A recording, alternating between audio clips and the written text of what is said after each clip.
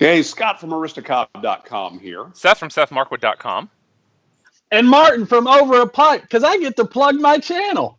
This is great. And together, along with you, that's you, the viewer, by the way, the four of us tonight are Markwood Men's Breakfast Club. Welcome, all of you. And howdy, Martin. Good to have you here tonight. Thanks for having me. And good morning, boy. Good morning. Good morning. We just told Martin to feel free to plug himself, and it didn't come out quite right. So it came out exactly like I needed it to, like I wanted to. Anything can happen tonight. Put away the women and children. That's all we ask. Man, that time. So if you don't know Martin has a very active YTPC channel, Over a Pipe, where you are, I'll just use the term broadcasting, so it's sort of old school TV kind of lingo. How many times a week do you have a show? So I do a, it's called a Let It Rip Friday show, and it's actually a ripoff of one of my favorite talk radio guys. His name's actually Ken Peterson, and it's a complete ripoff, which is the biggest form of flattery there is. So one day I hope somebody will rip me off as much as I rip this guy off. But it's really, probably more on my side of passion in the pipe community than some of the stuff I've done previously. And it's still taking off. We're still, we still work out the kinks all the time, and it's a complete different dynamic. But I'm a weird breed that I like to, as soon as I start learning one thing, I get real bored and I need to try something new. And so my wife hates it because we'll cook something and she's like, "God, that was great." And then the next time she's like, "This sucks. What did you do?" I said, "I just added a little something different." She's like, "Why would you do that?" I was like, "Well, because we wanted to try something different." And she hates it. She gets so mad. You have to do that though. So it's what they get for living with us. It's all her fault.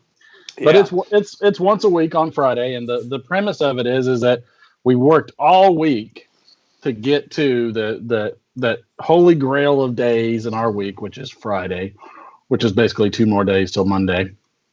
Thank God we don't think of it that way, otherwise we'd probably dread it. But it's that day of the week where we can just let loose, talk about what we want, hang out, cut up, and especially during right now, it's just fun to have get together and have a blast. Yeah, absolutely. Hey, so we can actually get smoking. Seth normally is up in the we only when we bought this house 2.5 years ago, we learned that folks call it a frog. Seth normally is in the frog, which is the finished room over garage. Nice. I know. I didn't know. I like that. I lived all these years and had no idea that was what it was called. Wonderful acronym. Anyway, but right now he's actually in the garage so that he can smoke. And why we wanted to have Seth smoke is Martin, so kind, set us up at Tobacco Advent time with a package full of tobacco. So tonight, Boy and I have split up a couple samples of Esoterica. We have, what is this one? Oh, Stonehaven Nice. and Penzance. Nice. So what are we going to start with? Oh, let's start with Penzance because I'm probably not going to like it. Because it's in English. That's your favorite. And then I'll move on to Stonehaven. And trust me, I have yet another pipe already loaded. That's okay. And for no other reason than I just wanted to treat this night special. I have a brand new right, no other reason that maybe I'll burn later. Toss it into the fire. All right, so that's what we're doing. Penzance first. Yeah, we'll do Penzance. So tell us a little bit about when did you start smoking a pipe, and maybe what drew you to it. So I started. I mean, I think the cliche of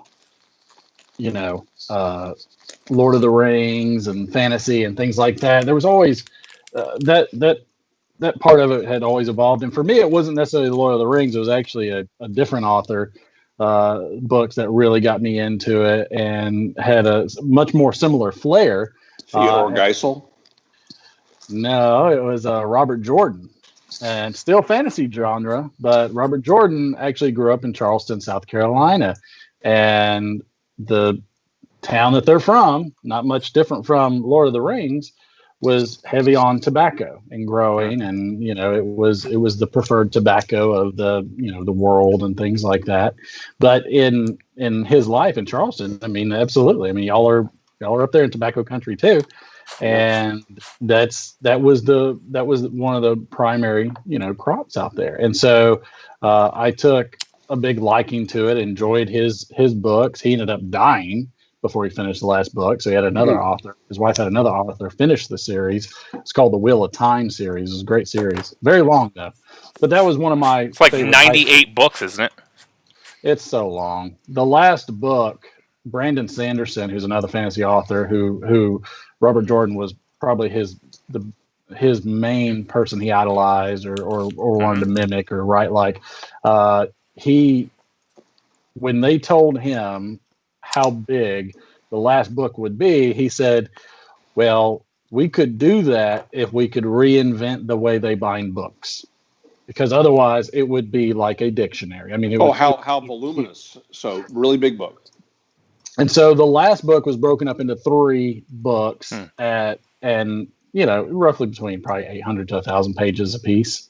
But he basically he said it was impossible to write it in just one, so they actually had to break it apart. And he did an excellent job, and I think he probably spent more time on that series than he has probably any of his other books, just to make sure he was writing all the characters the right way and doing everything. So he was a fan, obviously. Then huge fan, monstrous fan of Robert Jordan, and again, like those books started when I was in high school, and so or at least probably in middle school, but I didn't get into them until high school, and that's where I got kind of the bug. And we had guys that we had some of the older guys that were seniors, and they'd smoke cigars and things like that, and so I thought I was going to be so cool and get a pipe. So I went to the tinderbox at the mall and saw the nice array of jars, and I said, I'm going to get that pipe, and it was $16, and it was a Briar basket pipe, and it was a black, so I have a Peterson that is it's an ebony pipe, ebony sitter. That's pretty much my reminiscent pipe when I think about that old pipe, which I haven't seen in so long. I used to keep the old pipe is not the Peterson. Okay, gotcha. Old pipe is long gone. It's long gone. It's in fact, I think when I had my old vehicle and I traded in for cash for clunkers, I think it was in my console. And so now I'm bitter about that. But it is what it is. But I did like everybody else. I think the fact that I didn't know how to really light the pipe and pack the pipe probably helped me from getting tongue bite. So I didn't have a terrible experience. It was just a lot of work. And I was like, and there was no YouTube. There was nothing like, where I was able to watch and figure this out. And I was like, this is too much work. Let me go smoke a cigar like one of the other guys. And so after probably about 6 months to a year, I put it down, and, I got introduced to Arturo Fuentes, and Fuentes were my thing, going forward for a long time. And then probably, after college and everything else, looked at getting back into it. So started smoking my pipe again. Not long after that, cash for clunkers, and the pipe was So what sparked the renewed interest in it, though? Was YouTube around at that point, or? So the renewed spark, because mostly I would just smoke cigars from that point.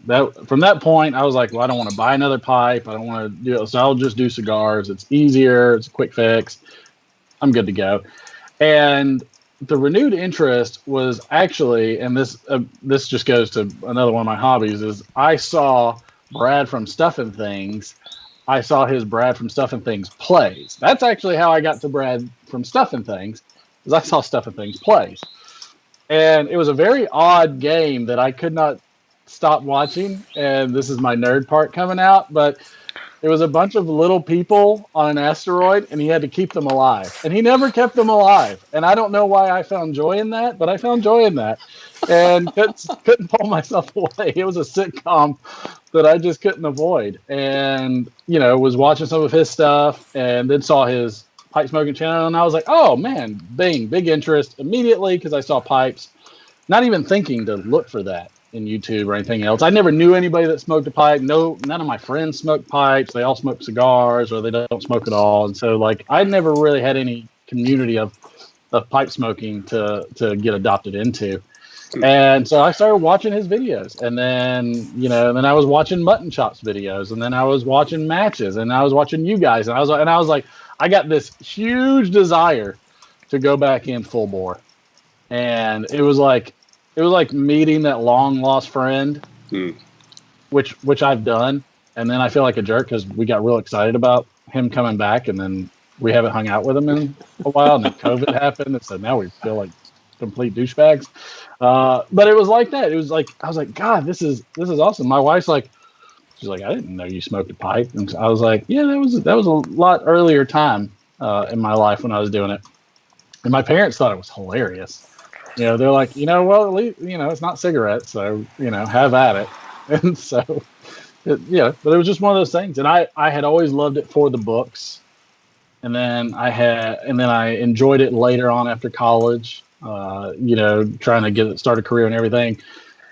Then had another intermission where the pipe was gone, and, got into the YTPC, and just, man, I ate it up. Couldn't stop watching. Still can't stop watching a lot of stuff. A lot of presenters are gone, and new presenters have come, and me being one of them. And it's so fun. And then getting to know everybody, their personalities, how generous everybody is, and how supportive everybody is. I was like, I probably would not have had the different intermissions if I had a support group like this way before. Yeah, no, that makes sense. What made you say, I want to turn the camera on? I want to join that part of the YTPC? That one has nothing to do with pipes, funny enough. That has to do with Max from Gribbly's Folly and Typing Piper. And I love, like, Max, Gribbly's Folly is great because it's just, he makes it very easy to immerse into his lifestyle, where his show is about him and his surroundings and his hobbies with a pipe. Yeah. And which gave me the idea for the name Over a Pipe, which is just, let's have a conversation over a pipe. Let's have a drink over a pipe. Let's hang out over a pipe and just, do our thing. And I just love the way he did it. And he and Typing Piper both got very political on one point and started talking about things like Auschwitz and things of that nature. And a lot of it had to do with concentration camps and what was going on at the southern border of the United States. At which point my wife took offense because she's German. And so not only is she German, but she's former GDR. She's from the eastern side of the wall. Oh. So if you play Ronald Reagan for her, she will weep. I mean, weep in the most heartfelt way. So she can tell you, she was just a little kid, but that was such a big thing for Eastern Germans that somebody was coming to their aid, and it wasn't even their own people. Yeah. And that's what made Ronald Reagan a king, as well as David Hasselhoff, which who knows why that happens in Germany. But it's Ronald Reagan king in Eastern Germany, and rightfully so. And she, like, I get chills anytime she, like, if I'm going through and Ronald Reagan pops up, she doesn't care what it is. She wants to know what he's saying. And so, but also being an East German, growing up, like, Auschwitz and those types of things were part of her educational curriculum. The Germans are very hard on their youth and walk them through as small middle schoolers and whatnot through these concentration camps, which I would freak out. There's a bug. I would freak out if a teacher tried to do that with one of my kids right now, because that's a horrific place. I mean, it's terrible. But they have really been hammered about that. And so when I was watching, Max and he was talking about that, there were concentration camps down the southern border. She lit into me. And I was like, I didn't even say anything. That's even me. She's like, he doesn't know what he's talking. Like, she got lit. And I told him, I said, there's people that would differ in your opinion. And so that's how I got started. I started going back and forth between him and Titan Piper. And then eventually I just made my own video because I was like, I am not getting my point across just messaging. So let's get in front of a camera. And so I said, why isn't she on this channel is the big question. She's not on this channel because she's so camera shy and hates the way she sounds and hates because she still has a very thick accent and everything. And she hates cameras in general. I don't know why. I think it's, it's one of those things that becomes more natural the more you do it. Yeah. I remember doing my first video and I was nervous as a cat in a room full of rocking chairs. Mm-hmm. And I don't know why, because it's not the kind of camera I have now, which is much more intense than, the phone that I was using, because that's what I was using. I was using an iPhone to start off, which is extremely unintimidating. But now I've got this big lens in my face and I'm fine. Like, there's no problem. But it's extremely intimidating at first, and I get that. But she just has when she worked at a call center, people thought she was Puerto Rican, and she's like, I am German. And she's like, I don't understand why you think I'm Puerto Rican. But she's like, I don't speak any Spanish or anything. But for some reason, people just misconstrued her. And I said, sweetie, that's probably an American thing. Yeah, I would think so. It's less about her and more about us. I promise you, I wouldn't take any real offense to it. But yeah, but she is just from the way people interpreted the way she sound and everything else really gave her a self-conscious side. Yeah. So I try to drag her in, and anytime they interrupt me, I'm like, if you keep interrupting me, you're going to start getting in the picture. My daughter came in on one. I said, go ahead, come here. I was like, feel the pain, because I was like, I want people to see that I'm not just over here hitting a button for the interruption. I wouldn't put it past you to have that at some point. No, absolutely don't. Yeah, but that's how I got into the actual making of it. Is I started participating,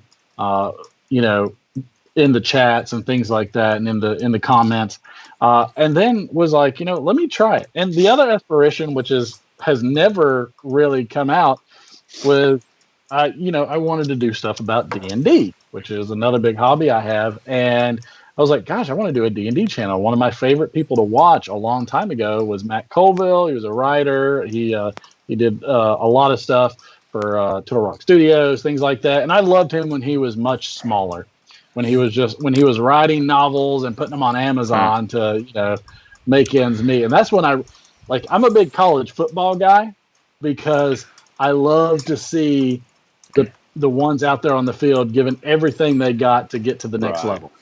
So you were a fan of the band before they were big?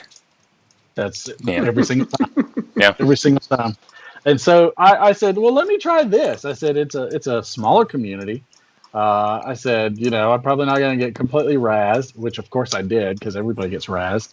And let me practice on this, and just kept doing it, kept enjoying it, and didn't really have a desire at that point to do another channel, to do the Dungeons and Dragons channel that I'd really wanted to do. This one just fulfilled all the need that I had on that. That's good. But it still makes a mighty fine backdrop. That's right. Yeah. Just so you know, it's everything in Seth to not just take over this conversation now and go down the Dungeons and Dragons rabbit hole. I'm good. I'm ready. I know you are. I'll pull out the what is it? The Dwarven Forge up here. The miniatures up here. Oh man, there are tiers above this level that nobody sees. No, you've got a much more of your budget invested in that than I do. I love it. The pride and joy, it has to be Which this is when your dad's about to check out. That's okay. I've spent the last. I haven't been sleeping well, so this is fine. I spent half of the last 10 weeks listening to Woodworker and Tool Talk, so it's his time. Let's see, Dragonlance. So the Pride and Joy, and I have two of these, and people are going to think this is really, really strange. I know this because people like this. This book right here, Deities and Demigods. The reason that this book is a gem to find is that this is an illegal book. So if people like the ones like the baseball cards with typos, all that kind of stuff, this is one of those things. Originally, TSR at the time had rights to Call of Cthulhu, which is a whole nother, Lovecraft and all that kind of thing. And at the time, in the first prints, they actually put it in this book. And what occurred was a huge lawsuit from these people where they said, you cannot use this. So, and even though they had the rights, so the Call of Cthulhu in this book, which of course a little middle schooler has written pencil all over it, which I don't really care. I had a lot of fun with this. But that whole part of it, immediately after the first two printings of this, they had to remove it because they didn't have the money at the time to fight the lawsuit. So they didn't have it because they were so small. They were small, and so it makes me think of the way. So this would fall into that genre of like taboo, like either taboo or having the misread words or the mistyped word typos and everything. That's what that one falls into, and I've got two copies of that. Nice. That's like having a copy of Gone with the Wind. Oh, well, Lord, I mean, don't tell anybody you got it. Or Song of the South. You might want to throw that in there with that pipe you're going to throw in the fire too. Yeah. So then, when did you start playing D&D? That was even earlier than the pipe smoking by far. So we had read Lord of the Rings as kids. I remember getting my first The Hobbit book in the book fair in elementary school, and I was a terrible reader, and I was like, God, this cover looks so good. Why does this book suck? Why are there so many words and no pictures? And it's just, it took me forever to read that book.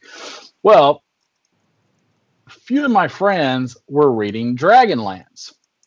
And so Dragonlance, which is Margaret Weiss and Tracy Hickman, which, of course, is also near and dear to my heart.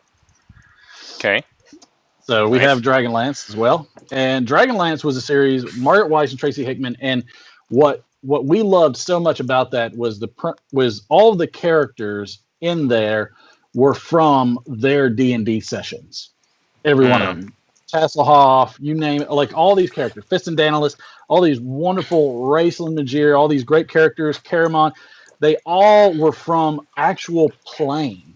And for some reason, that amazed us. We were like, there's a novel written about them playing a game, which is, if you think about it, novels and some of those books and things like that, autobiographies, that was the YouTube. That, like, books were the YouTube before there was YouTube.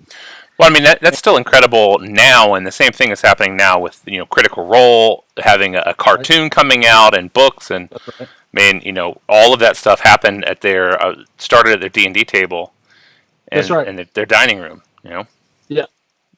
But they're also, like, voice actors, or not Critical Role. What was the other group? It is Critical Role. Critical Role of voice actors, but, so they went the cartoon route. But they also have had D&D campaigns created off of characters they created for their personal campaigns and very similar stuff. Basically just telling the stories that happened organically over years of playing at the table. Right. Okay, so for those of us who don't play D&D, no, I'm not changing subject. Guys my age, D&D was starting to come on, and it was one of those things that everyone assumed that, it's all satanic.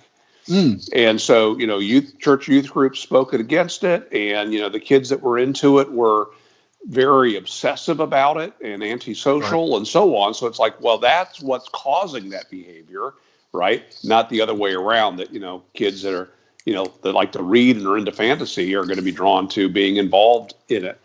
So how do you play Dungeons and Dragons? How do you play something that is, well, just fill me in. It's very simple, if you wouldn't mind. Absolutely. So all right, Scott. So you're walking around and you notice that there's somebody down the road being accosted, and you hear a woman screaming, and she's from your vantage point, which you can barely see her because there's bushes and shrubbery in the way, and there's all kinds of things happening. From your vantage point, you can see the attacker and you can hear the woman, but that's about it. And what do you do? Do you just stand there? Do you what do you do as a person? What kind of shrubbery? Hedges. Hedges, thick, okay. Thick hedges. Thick. Well trimmed, but thick. Well, I imagine I push my way through those hedges and I go and try to save the damsel. Right. And come to find out, it was all an act, and then they robbed you. Man. But but that's okay, because so I'm done already. I'm out of the game already. No, you're not out of the game. You're just naked. You're just naked and penniless. You're walking down the road waiting for Heath Ledger to come by with his horse and band of weary men. Yeah, now is when the game gets interesting. And right, and now the Queen is playing in the background. You have theme music. So really, all Dungeons and Dragons is that I'm going to give you scenarios and opportunities, and you just tell me what you would do. And that's the function of the game, is we're going to create a story, and that's it. So the people that robbed you, kind of find out, you track them down, and they actually have an orphanage that they support. And then the story gets broader and broader. Why is there an orphanage? Well, kind of find out, there's been specific raids and things like that from a neighboring tribe that has been decimating the town, and these people have become very impoverished. And so we can change the story dynamics over and over and over, and you get opportunities just to figure out what you would want to do. And this is no different than when you're troubleshooting a training video. When you give somebody a training video on a specific product, and you say, here's how you would troubleshoot it. All right, your product does this. What do you do? Right. And we love to role play. We love to use our imagination. We love to problem solve. We love to really dig into it. And the thing about Dungeons and Dragons that is a little different from, for instance, like wargaming, like military wargaming, things like that, is that you get to suspend disbelief. You get to kind of jump out of your world and jump in in another place where you're not sure of the consequences. You might have an idea of what medieval life was like or something else, but you have no idea. And so you get to kind of wander around and learn new things and aspects. And you learn a lot about the people you play with too. You learn a lot about their likes, their dislikes, how they act, things that'll annoy you, things you like about them. I mean, like, we've got friends that we have sworn off we're never playing again with, and then we bring them right back into the fold, and then we're angry again. But like, it's such a dynamic. And so it combines two of the best things. One is the social aspect, which you don't get these days, because to me, social media is antisocial. It's like, social media means that I am antisocial. That means that I'm just posting ideas that I'm really not getting true feedback from, because the way somebody acts over a screen or a message is not the same way they act in person or even over a phone. So, the one that goes out there and trolls somebody on YouTube, put them on the phone with me and let's see what they say. It's probably going to be different. So one, it's the social aspect, which is very much needed. And thankfully we have platforms that we can even, a bunch of us that live, apart from each other can still play via online. So we still get that social, because we're talking to each other. If we do Skype, we can see each other, things like that. So we're still getting true social. The second is we get to have the problem solving. We get the creativity. We get to really stimulate those parts of our brain that we're really reserving for problems and work, and we don't get to really utilize it for fun. And that's probably one of the better parts of it. But that's how you D&D. You're given scenarios, and then you get to make a decision on what you want to do, and it can be whatever you want. If you wanted to just leave that lady there where she was because so and so is walking by, you can do that. That's not a problem. I think where people get lost in the idea of D&D is when you throw in this fantasy element to it, because then it feels very confusing. But it would be no different than if we said, okay, now go back to the same scenario. How would things be different if you were Dwayne "The Rock" Johnson? How would things be different if you were Jackie Chan? Okay, you're looking through the bushes. Now what do you do? And what do you do differently? What do you do if you're armed? And how does the situation change? And that's all the role playing part of it is as you put on your character. It's just how would being that person change your behavior in the given situation? Right. And that's real role playing then. So then when you have, and it's much easier, like Seth is saying, to have somebody like, if, take the movie The Terminator. Okay. You've clearly got your good and bad. You've got your hero and you've got your villain, you think, and it's all there. So if you can be either one of them. So you're the Terminator and you're programmed to do this. All right. So there's somebody in front of you. What do you do? Or you're the hero and the Terminator has somebody. What's your decision? Are you going to try and take out the Terminator while he's holding somebody hostage, or are you going to try and wait and lure him out? Like, you get to really, get the creative juices flowing, and like Seth is saying, you get to mimic what you think that person would do. The next step to that is creating your own person. I'm moving on to Stone David.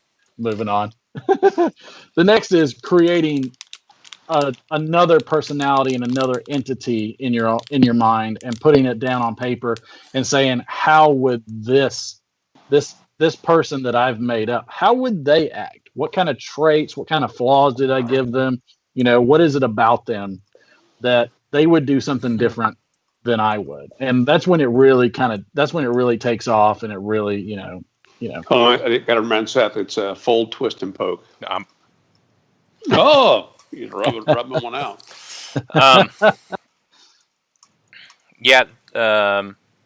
One of my favorite moments in any role-playing game is when you have that tension between the decisions you would make as a person and the decisions your character would make as a character, right? Yes. So while you might be afraid of approaching the bandits, the Rock might not.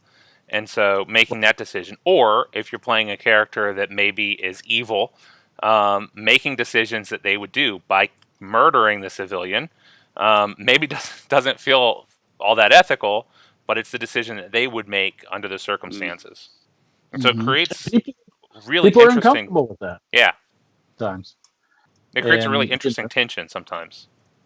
There's interesting tension for sure, but there's also times you can cross the line, and that's where you really need to know the people that you play with, and understand what they're comfortable with. Because I have joined games at conventions and stuff like that where, man, they're getting into some rough stuff, and I'm like, I don't know. I'm like, if I was maybe 22 years old and I didn't have a family or a conscience, I'd probably play that game just fine. Yeah. but there's stuff from very dark to very light and fairy, fae, and all this kind of stuff, like so frou-frou that you feel like you're going to get a cavity from it. There's just tons of dynamics to it. But there's it doesn't have to be fantasy. D&D started off as wargaming. It didn't even start off as Dungeons and Dragons. It started off purely as wargaming. Gary Gygax was a big proponent of the wargaming genre, and that's where a lot of that took off. It wasn't until later that they created the Dungeons and Dragons series, where instead of mass huge battles in wargaming, we're gonna get down to the micro level of it. What does that individual person do on the field versus the mass? And that's where they took off. And I sure am glad for it. All right, so I'm going to hop to the chat real quick because we've had some comments about D&D. Oh, say it ain't so. Yeah, no, some good ones. Well, first of all, .777. Yes, Seth is smoking a cob. In fact, I'm about to smoke a different cob now. That's why I'm in the garage. Got some good stuff to smoke, some good company, and some nice weather. So, Right. off of the vape and onto the cob tonight. Austin said, "I thought I was lost in the woods. I thought I was lost with the woodworking. Now I'm in the middle of nowhere. With all the D&D talk." And there's a woman screaming. That's right. She's screaming. Armored Nerd says, I RP as a Crusader. And said that my buddy and I pipe smoke while we play D&D. And Well, you're making some good choices. That's good. That's I right. need to join that group. And Mictobus said, if anyone's interested in D&D, I highly recommend checking out the Masculine Geek YouTube channel. They just finished up an awesomely not safe for work campaign spread out over a few episodes. I love how things are categorized for not safe. What was that called? Masculine Geek? Masculine Geek. Yep. Okay, writing that down.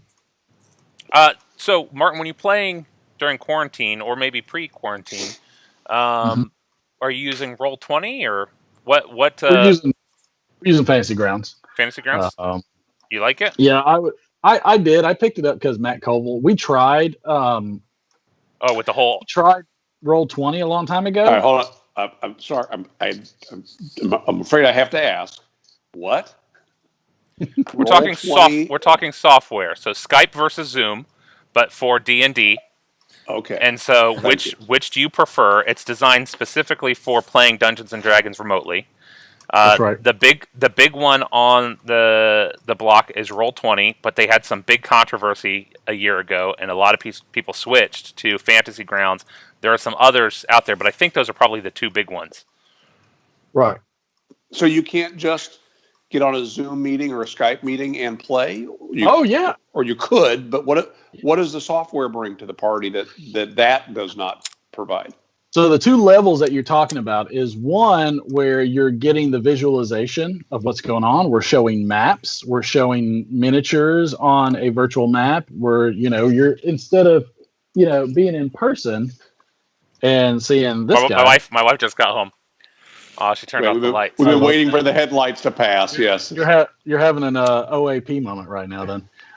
So like instead of having a miniature that you can't see when we're just doing this, really, we can put a program up that shows a grid and shows maps, terrain, and other miniatures, and so we actually get a visualization. I like that because I like the tactical side of that stuff. What the other side is that you were mentioning, why we couldn't just do it over Skype or something like that, is that's theater of the mind, and that's perfectly okay too. Neither one is wrong. And neither one is necessarily right. It's simply, just a preference, and both are great. I've done both, and it depends on the person running the game. Wait, hold on. Seth is getting us echo. Oh, there's Allison. Hello. This is my wife, Allison. Allison, this is Martin. We're talking D&D. Oh, very cool. I play that game. Yes. Oh, you should tell the story, Allie, of the very first time you played. Yeah, okay. So my dad played D&D, and he got a lot of flack for it. And I always kind of agreed with my family, who thought he was crazy, because it was one of those demon games. And so I swore from when I was little that I would never, ever, ever play that game. My brother got into it, and then one night I had been teaching at my high school for a little while, and my teacher, she was my former teacher, but she had become my colleague, my coworker, and she invited me to her house for game night. And so I figured we were going to go over there and play like Monopoly or Sorry or whatever. And we got there and sat down at the table, and they passed out character sheets.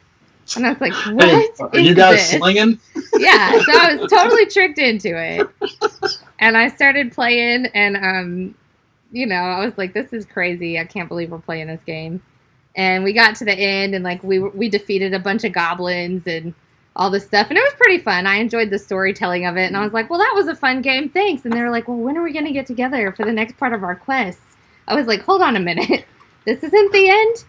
I think we ended up playing that campaign for 2 years or 3 years, and then went straight into another one and straight into another one. So it's been... We're going on 9 years. 9 years now. So oh my gosh. I not only play D&D, but I understand it and can do a lot of the math. I remember it has your own handbook. Maybe it wasn't your first game, but one of your first games where you weren't into it and you just said something like, okay, I throw down the goblet or something that. And it finished that story. Yeah. I've always been the let's push the button kind of character. So let's go. So the first campaign... What is snaking? That's right. Yeah, it was pretty fun. The very first session we did, we're like in a balcony area looking over the Goblin King and his feast, right? And she says, "Well, I've got web. I'm just gonna cast web." So she does. It covers everything. But there are candelabras on the table, so it catches fire. Yeah, everything. Lighting everybody. Set on fire. Basically killed all of the goblins there at the Goblin King's feast, not knowing what she was doing. Then, and my secret weapon that kind of became the name of our campaign was glitter dust. Because it's like the most useless spell, but I just loved it. And so I used it all the time. So she found an invisible creature using glitter dust. And then at one point, we're like level 3. She polymorphs like a level 15 demon and gets a nat 20, and he turns into an immortal frog. Yeah. Oh gosh. So. I mean, our DM was like, okay. Okay. So, are you guys from Puerto Rico or something? Because you sound German to me. Oh man. Kann ich bitte das Wasser haben? God bless you. Oh, well, it's nice to talk to you. Y'all have a good evening. Bye. Yeah, night. Touch in hello. So I believe that's Allie's second appearance on Markwood Men's Breakfast Club. At least.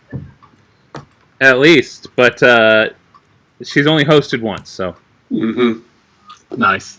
But no, it's a game for anybody. It really is. And it doesn't have to be D&D. It can be just whatever you want. I mean, we did this as kids when, we would create a fort and we're hunkering down, which that's called LARPing, and I'm not going to condone that. But are you too good for LARPing now? Are you?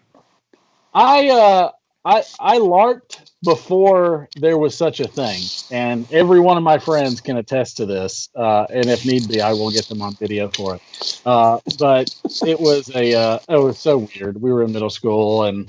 We were, because here's the thing, nobody ever really makes it past level 5. Everybody always ends up dying at level 5.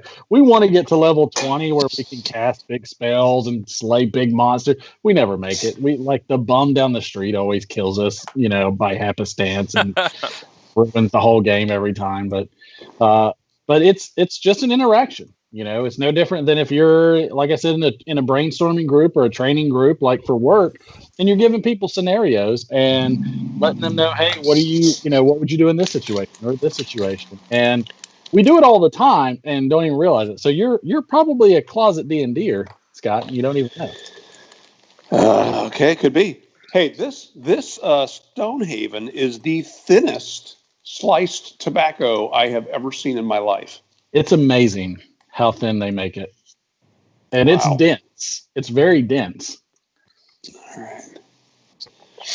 But I was very pleasantly surprised with Stonehaven. That wound up being a pretty big favorite of mine. So and did you smoke? Did you smoke English from the start? Nope. It was, I started off on lane 1Q and all those that the tinderbox had, and you went with what smelled good. That was the whole thing that draws you in. You're like, God, this smells amazing. I can't wait to shove this and set it on fire and put it in my mouth, and which none of that sounds right, but that's how it begins. You're like, there's vanilla and Irish cream and Scottish whiskey and all these smells, and you're like, God, this is great. And then you burn it and you're like, this doesn't taste like this at all. This tastes like burning tobacco. And but I think that's the misnomer about it, right? Like that's what it's so difficult to convey Right. is that we use the word taste in replace of essence, in replacement of scent and aroma, and which is, it's an aromatic, so it's already in the name, but we still go back to the word taste. Just like wine tastes like wine unless you get like some Boone's Farm, like when you're in high school and you sneak away with the kids. But like wine tastes like alcohol. That's what it tastes like. But if you smell it, if you pull in the aroma, yeah, you're going to get maybe black cherry or a little bit of oak or leather and all those types of things. And I think that's why people sit there and drink wine. They're like, I'm just drinking wine. Whatever. I can't taste anything. And no, you are tasting exactly what you think you're tasting, but you're not smelling it. You're not getting the aroma. And I think sometimes that can be confusing for newer pipe smokers. Right. You get these blends and they're, Captain Black Cherry better taste like cherry. Right. It's confusing to me. I don't taste those things. I don't taste the nuance and flavors, and when someone says cherry or vanilla or whatever, I can smell it, maybe pre-burn, but I don't taste it. I mean, for me, tobacco falls into a number of different buckets, and you got English, you got whatever the main branches of the tobacco tree are, but I don't taste the nuance at all. Mm-hmm.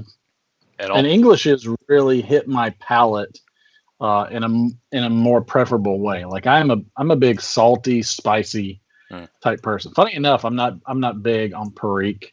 I'm just not. I don't know why. It hits a spice level that for some reason I can't tolerate, and I love really hot stuff. I'll eat hot stuff till I sweat and hiccup uncontrollably. It's my wife's like, why do you do this to yourself? I'm like, because it's so good. It's like, it's terrible. Through tears. Oh yeah. Really yeah. It's like, I was just sweating like crazy, tears coming out. And I'm like, oh my gosh. She's like, don't touch your eyes. I was like, oh, you're right. But that's the thing is like, I love the spiciness, but when it comes to Perique, I'm just not a very big fan of the spice in my tobacco. Now, English blends, specifically one of my favorites, plum pudding, they were so good with their name, because when I think plum pudding or pudding in general, most of us in the South think banana pudding with vanilla wafers. I mean, that's what we think. But when we think of that, we of course think of the sweetness and everything else, but then you get into the creamy vanilla, and the way that they blended plum pudding, it had that velvety creaminess that reminded me of pudding. And they were, I mean, to me that sold me on that one. And I tried early morning pipe, and I had tried some of the other Englishes, and I just didn't quite get it. And then I tried plum pudding, and I was like, man, I am getting it now. And I was so hooked with plum pudding. And that's started from Englishes. So that really fit my palate better once I was able to mentally switch gears, find something in it that I could relate. So, pudding, creamy, boom, it hit me, and off I was up. There I go. Yeah, we tried chocolate flavors, because having vaped chocolate, you get chocolate flavor. Smoking chocolate does not taste like chocolate. And we got like a 5-pack of the top varieties of chocolate flavors from some website. And we were so disappointed by that. But, it's like trout stream. What? I don't know why we expect it to taste like trout or streams. It doesn't deliver on either of those. One. Might have got lucky with that one then. I don't know. What was the bacon one we had such high hope for? Bacon old fashioned? We tried like 5 or 6 bacon flavored, because for one tobacco advent, people kept sending us bacon because we kept complaining about how none of it tastes like bacon. Vermont meat candy was the number one. We were told over and over and over again, this definitely tastes like bacon. No, not at all. And I think we've talked a lot over the last weeks and just in general about how do we capture the attention of the new generation. And Homer and I spent Friday on a behavioral psychology conference video session. It was great, and just talking about how you can use psychology to influence behavior. A lot of the stuff we talk about on the channel anyway. And thinking about, in 5 years, how do tobacconists capture the attention of ex-vapers, teenagers who have vaped flavors that taste like the flavor without it being confusing? When you say this is bacon, and they have vaped bacon, which tastes like bacon, it's not at all the same thing. I think, Martin, you're onto something that we probably, just as a pipe smoking culture, will have to shift away from calling it taste and flavor to something else. Right. It needs a rebrand. Yeah. Well, and I was talking to Earl of Pipes about this too on the Let Her Rip Friday show. By the way, tune in, plug, ding. We were talking about that whole thing with wine and tobacco, how it's an essence. It's an aromatic, like allspice is an aromatic, how cinnamon is an aromatic. Like if you stick cinnamon in your mouth, it doesn't taste like a freaking cinnamon roll. It tastes terrible. You're going to get a boatload of the essence of it in your senses.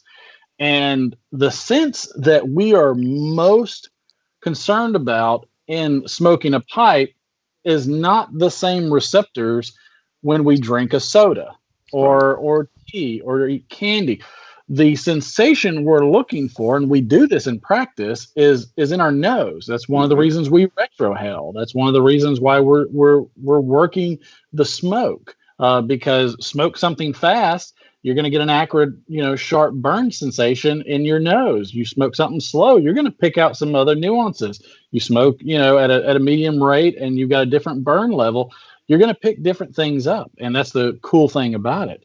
But it's all about the nose, and it's one of those things. It's like, here, maybe it's just saying here's what's hitting the nose. Here's how this tobacco hits the nose. Something else, like you're saying, Seth, like, maybe there's almost a rebranding of the way we discuss. Some of the vapors talk about throat hit, right? That's something that they're getting a lot of nicotine. They talk about the throat hit. And in a similar sense, you're right. If you don't retrohale, I'm talking to the fourth of us that's not in front of the camera. If you don't retrohale, you probably don't enjoy tobacco the way you could. I've done a video. Others have done videos on how to retrohale, but I would tell you the why to retrohale is you're missing out. That's right. I don't normally retrohale. The taste in the nose is that. Very rarely do I retrohale because I don't enjoy it. And I've had that problem because I've done some videos where I retrohaled some Perique, and I had to reshoot the scene because I thought I was about to blow my nose off. It was so bad, my eyes watered. It was something with Perique, and man, I'm sitting here smoking. I'm like, puff, and I'm sitting here like dreading the retrohale. I'm just dreading it. And I go it. And as soon as it starts, I'm like, oh God, oh no, oh, my eyes water. It was like I snorted wasabi or something. It was so bad. And wow. So I had to settle for a minute, and I had to cut that out. Thank God for being able to cut scenes and videos. Oh yeah. All right, so while we're on the topic, 30 Day Reviews, who has has joined the channel probably in the last month and a half, 2 months, recently got a first order from Aristocob and first order of tobacco, so I believe new to the pipe smoking community.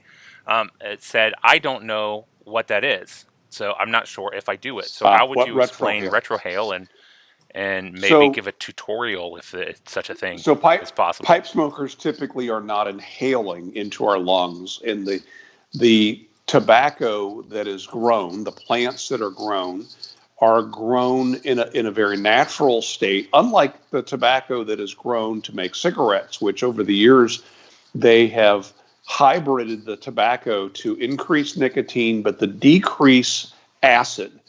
And Martin mentioned things being acrid. That the acid that you get from pipe tobacco is because it's natural. Same thing with cigars, naturally occurring in tobacco. And so if you inhale, you are going to get that burning in your throat. You're going to get a burning in your lungs. You're going to get a tremendous amount of nicotine. Your head will begin to spin. You'll turn green and maybe throw up if you're lucky. Yes. So instead, we bring the smoke into our mouth, we hold it, and we blow it out, right? And so you're getting some taste from that, but so much of what we actually taste is from our olfactory nerves, which are actually in our sinuses. And so if you can get some of that smoke to not go into your lungs, but to go up the back of your throat and out your nose, you're going to pick up more of that flavor. And so you hold the smoke in your mouth and you then exhale through your nose. So air is passing from your lungs, and with that air, it's taking some of the smoke from your mouth out your sinuses. People who say I can't do that. Yes, you can. Take a mouthful of air and take that air and don't blow it out of your mouth.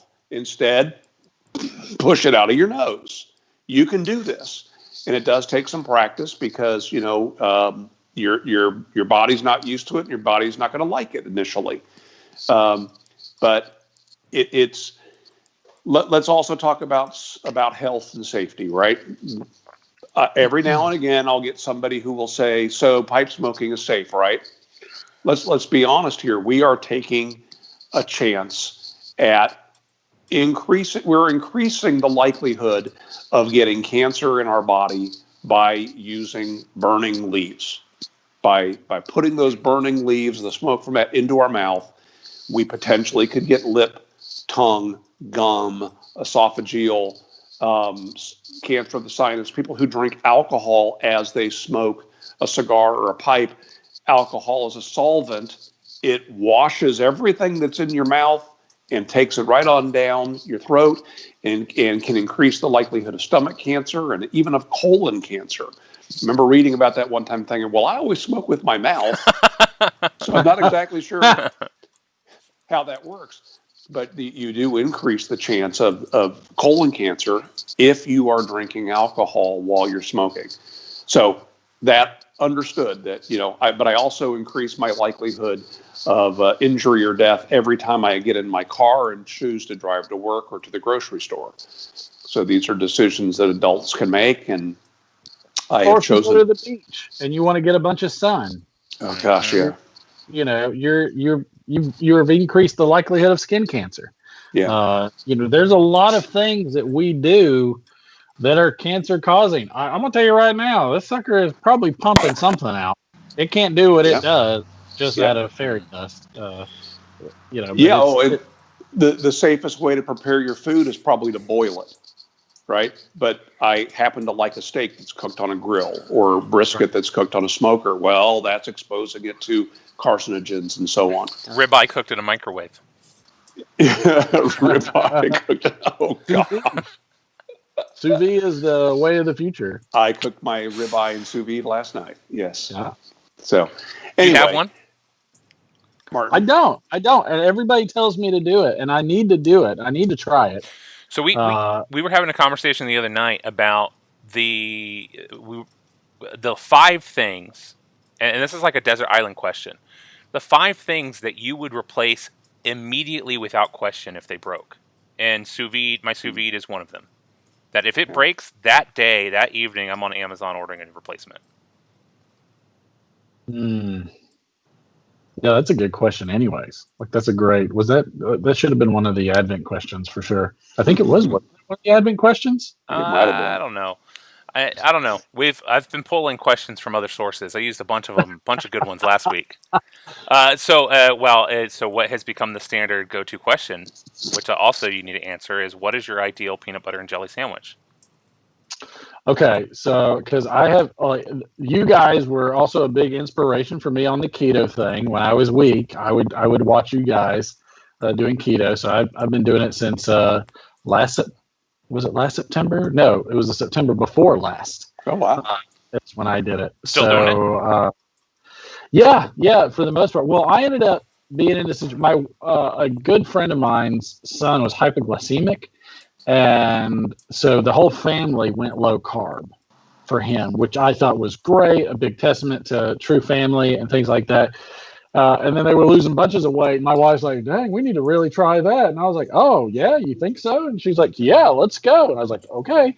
And then come to find out, I had developed a problem when if I would eat something with carbs, I would get a migraine headache that was beyond imagination. I mean, 4 Excedrin, 4 ibuprofen, lights out, go straight to bed at 2:00 in the afternoon.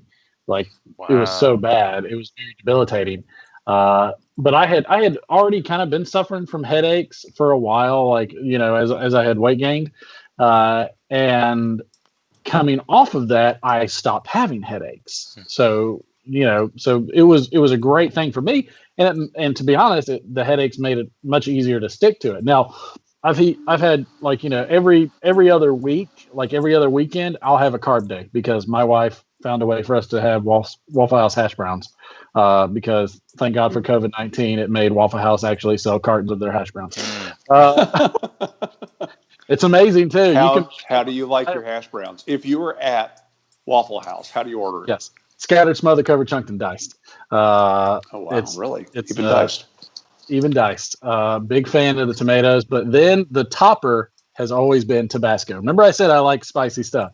So it doesn't work for me without the Tabasco. But the craziest thing, and you're going to think I'm lying until you do it for yourself. You can order a whole huge carton of Waffle House hash browns, and they come dehydrated. Yes. And it's the salt mixture in it, and they come, and I mean, they're like pasta noodle dehydrated. Yeah. So dehydrated.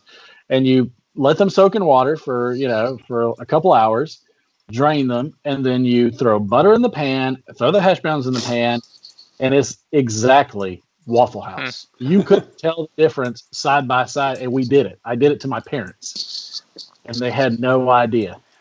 Yeah. And I remember being surprised by that one day when I saw them opening up what looked like milk cartons. Yep. And they were adding water directly to those cartons and setting them back in the refrigerator. And it's like, what are you doing? Yep. We're hydrating the potatoes. That's right. What? Had no idea. No. I to this day I'm still trying to figure out how it works because I had over my lifetime growing up in the South, and if you're not from the South, you don't fully understand Waffle House. I mean, you're talking about a company that was created by 2 ex-veterans, World War veterans that I can't remember if it was World War II, but World War veterans, and creating that diner atmosphere. And Waffle House is a huge legacy in the South. And because it was my haven when I had to study late at night for an exam. It was there for after football games. It was there for breakfast before baseball games. Like Waffle House was a big integral part of my life, and was always there.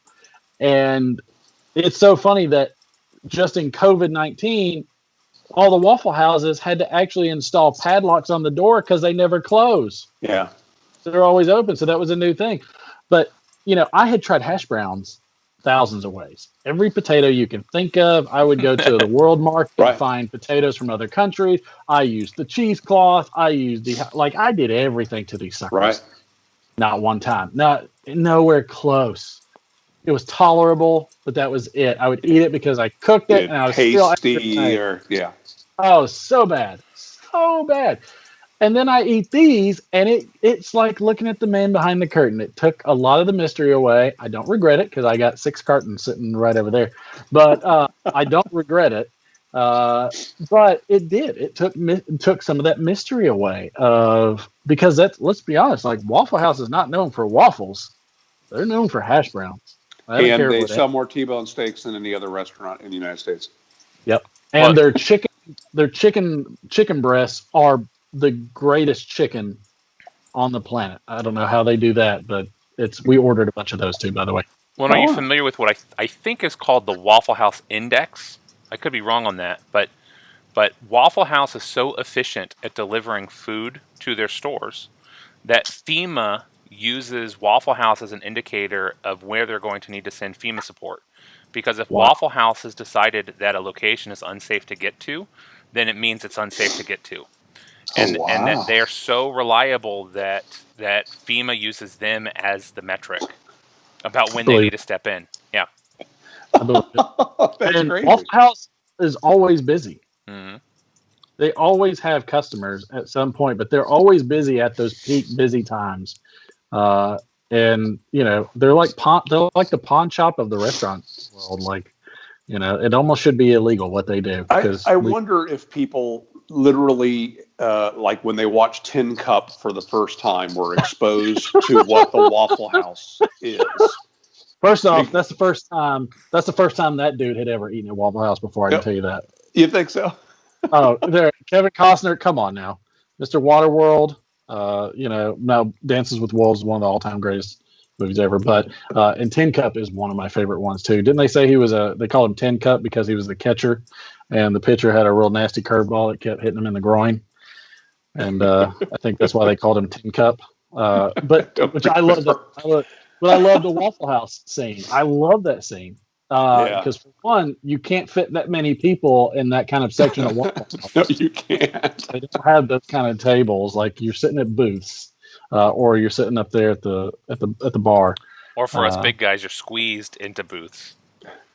Oh God, I still feel like they're trying to I don't know what it is, but they could narrow those tables just slightly for me. They could I agree. They could really squeeze everybody in there, and I'm like, I don't know if they're trying to tell me something, or if maybe I need to stick around for long. So you realize we went from talking about keto to being tight in a Waffle House. So there's a correlation. There was peanut butter and jelly in there somewhere too. Yes. Okay. So peanut butter and jelly. Back to that one. I eat a Kroger's peanut butter. They have a natural peanut butter that is about the most keto friendly that there is, and I don't eat. I used to eat peanut butter with jelly, without any bread. As weird as that sounds, but that's how I used to eat it. Now the way I eat peanut butter, and I'm going to have some after this too, by the way, is I take a bowl, and my wife makes me keto snickerdoodles, and she makes keto cheesecake, and she gets me different types of blackberries and blueberries. And what I do is I take a little keto cheesecake that looks like a cupcake, stick it in the bowl, 2 of the cookies, some of the fruit, and then I just drizzle peanut butter all over it. That sounds like a delicious 8 carbs. It's amazing. It's so good.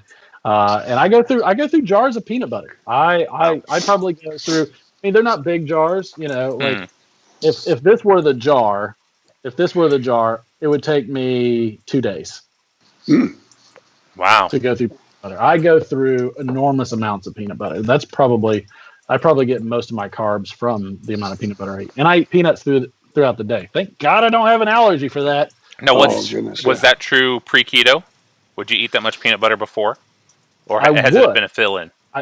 I would, but I would actually put jelly on it. I'd put strawberry or grape or something like that. That's just the way I would eat it. I would just skip the bread altogether and just eat a bowl of peanut butter jelly. And then my mom, bless her heart, why she did this, I don't know. Then one year she made me a PB&J pie. So took cookie crust, mixed cream cheese into the peanut butter, fluffed it up some, and then had a layer of it was peanut butter, jelly, peanut butter. Boom, there you go. Wow. And that was insane.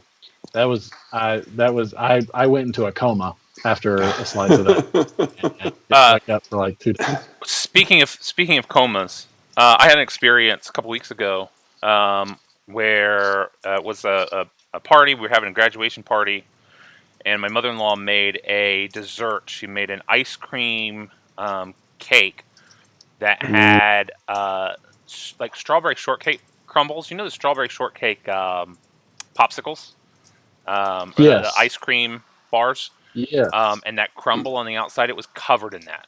Yes. Covered. Oh my gosh. So I decided to break keto for that and had a slice, and it was amazing. It was amazing. It was everything. It was everything you wanted it to be. Oh yeah, even with the regret. It was great. So then later that evening, there were leftovers. And so my brother-in-law, Allison, and I split the leftovers. And when I say we split the leftovers, we split like a third of a cake pan's worth. So each piece was probably that big rectangular almost. Okay. It was probably 2 pounds of ice cream and this stuff on there. It was one of the greatest moments of your life. It was. The next day, Easily. I discovered that there is such a thing as a sugar hangover. And yes. And it is something I've never experienced, and it is something apparently diabetics can get immediately preceding a diabetic coma. And it happens when your pancreas can't keep up with insulin production and your blood becomes mostly sugar. And so I spent that entire next day in bed, miserable, sleeping with a headache. And after some Googling in that evening, discovered that, this definitely was the culprit. And one of the solutions is you can eat meat and try to kind of kick it out of your system, get some protein in there. Yeah. So I did that. But even then, it was like I was having to force it down. I was having to force down a steak because I was so nauseous. And I had to tell Allison, if I don't feel better by tomorrow morning, you're going to have to take me to the hospital because I'm going to need insulin. Wow. Would not recommend that experience. Don't do it. So that I have now, for the very first time in 2 years of occasionally cheating off keto, found where the limit is to what a cheat day shouldn't look like. It was terrible. You flew too close to the sun. I did. Yeah. It was deliciously painful. So let me tell you something I learned this week. I have been, since my all-time low weight prior to getting my knees replaced, I've been creeping up and up and up. And I've been trying to stay low carb as much as possible. My goal is 20 carbs a day. Not exactly tracking it, just, I know how many carbs are in things. And I know, I don't eat now with COVID. I'm not going out, trying a lot of new things. I'm, eating the same things over and over. And I finally hit a number that's like, okay, this is ridiculous. Something is not right.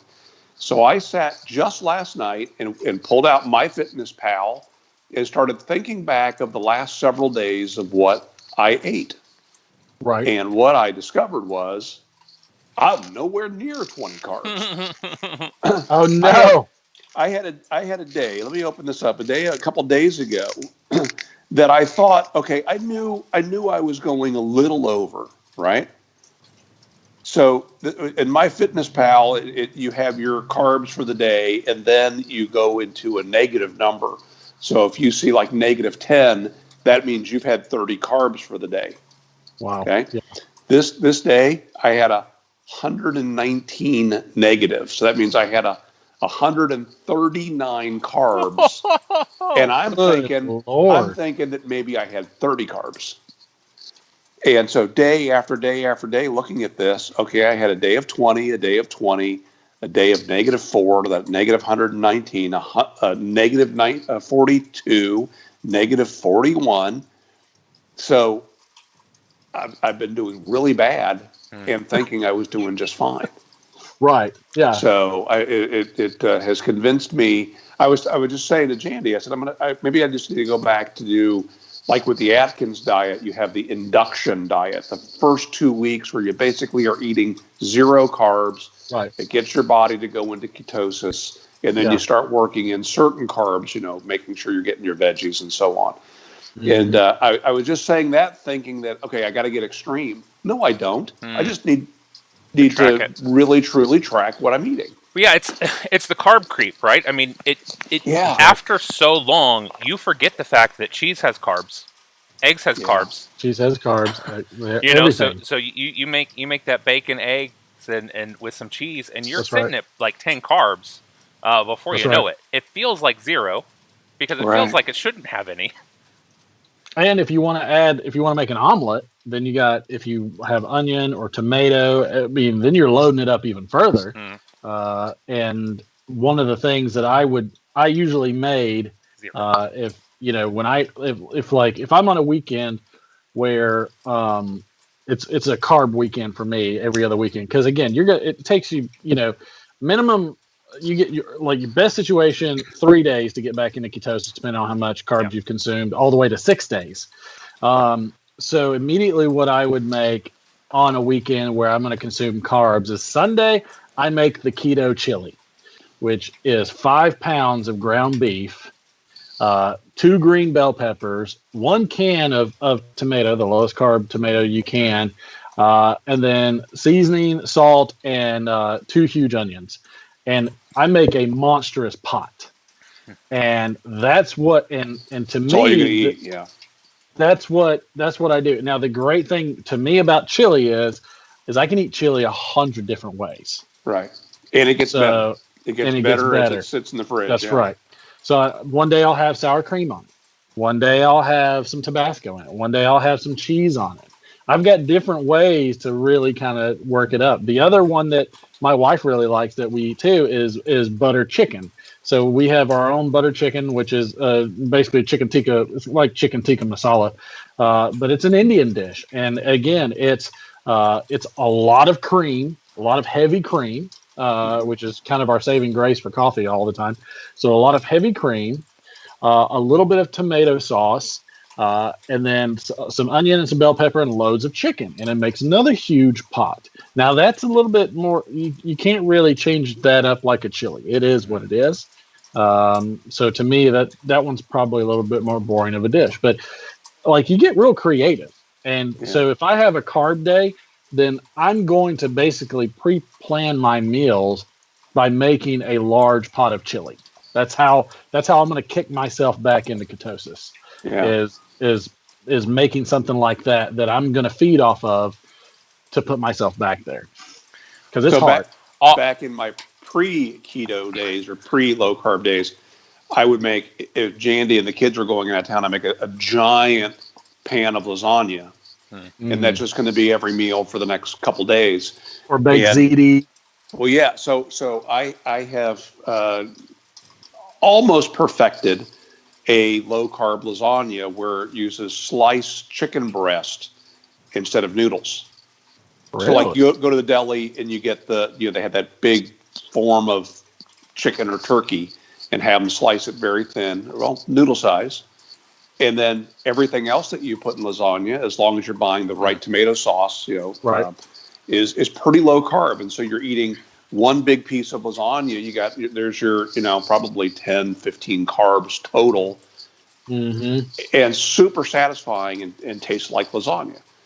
Nice. I just need to make a big old batch of that. And I mean, yeah, that's, there's, and I like that more restaurants are becoming more keto friendly too. Because there was a lot, like, between vegans and other types of diet, South Beach and everything, like, there's been so many of them. It's really nice to see, like, keto options out there. Like, it really took root. Like, when we went to, like, we took our son, he's 6, so going to CC's Pizza is a huge deal when the baseball team wants to go out there. Well, we found out that they can do crustless pizza for you. Mm-hmm. So they cook it in a pan, and now we make this at home. So they'll do a thin layer of tomato sauce, or you can really get fun with it and use Alfredo, which is what my wife does. But I do a thin layer, it just coats the pan, and then they throw in the cheeses and the meats and everything else that you want, and it's crustless. And then you just grab your fork and you have at it. So I like the fact that it's taken root in a lot of places, because it does. I feel better. My bones hurt less. I've had less headaches than I've ever had in probably 10 years, and just being off of the processed stuff, just being off the carbs, man. Yeah. That chicken breast that I'm talking about is probably full of sodium, and maybe some other things. So you do have to watch out for that. I did make it one time where I bought. You know how they sell the deli meats that are already pre-packaged and sitting over by the bologna. Yep. And I bought a couple packages of chicken. Oh yeah, 3-slice, real slices. thin, almost like chipped beef kind of a thing. That was horrible lasagna, and it took me forever to force myself to finish that. Oh. I ended up freezing the individual servings in Ziploc baggies and was forcing myself to eat one of those a week, and just to get rid of it. But anyway. So, Father's Day's coming up. You absolutely need to ask for an Anova sous vide. Mm-hmm. You've been doing keto for a year and a half. You should have a sous vide in your home. Yeah.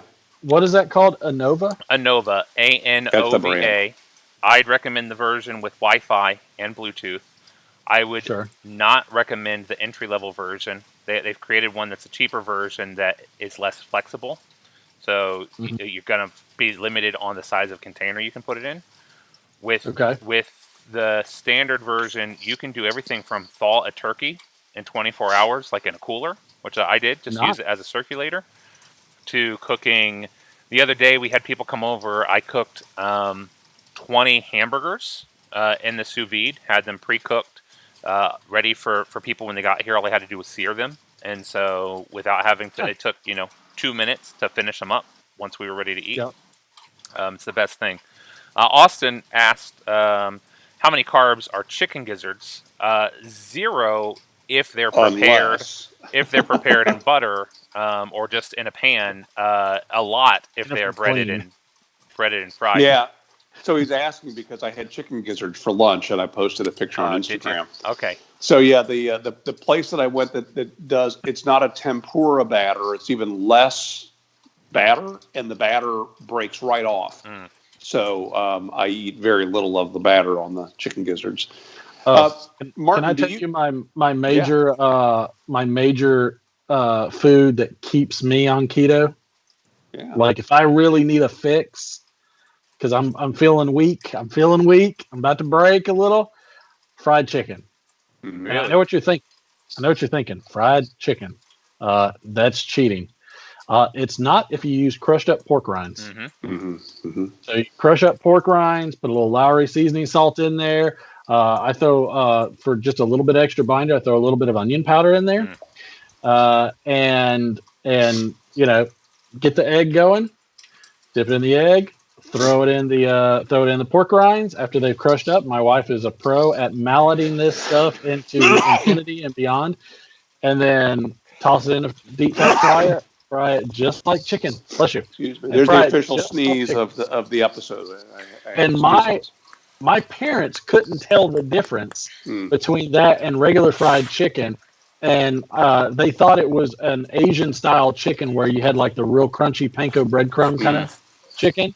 That's what it was like. So that if you are feeling weak, do that one. I've done it. I don't care for that. I got you get pork rind out after a while, right?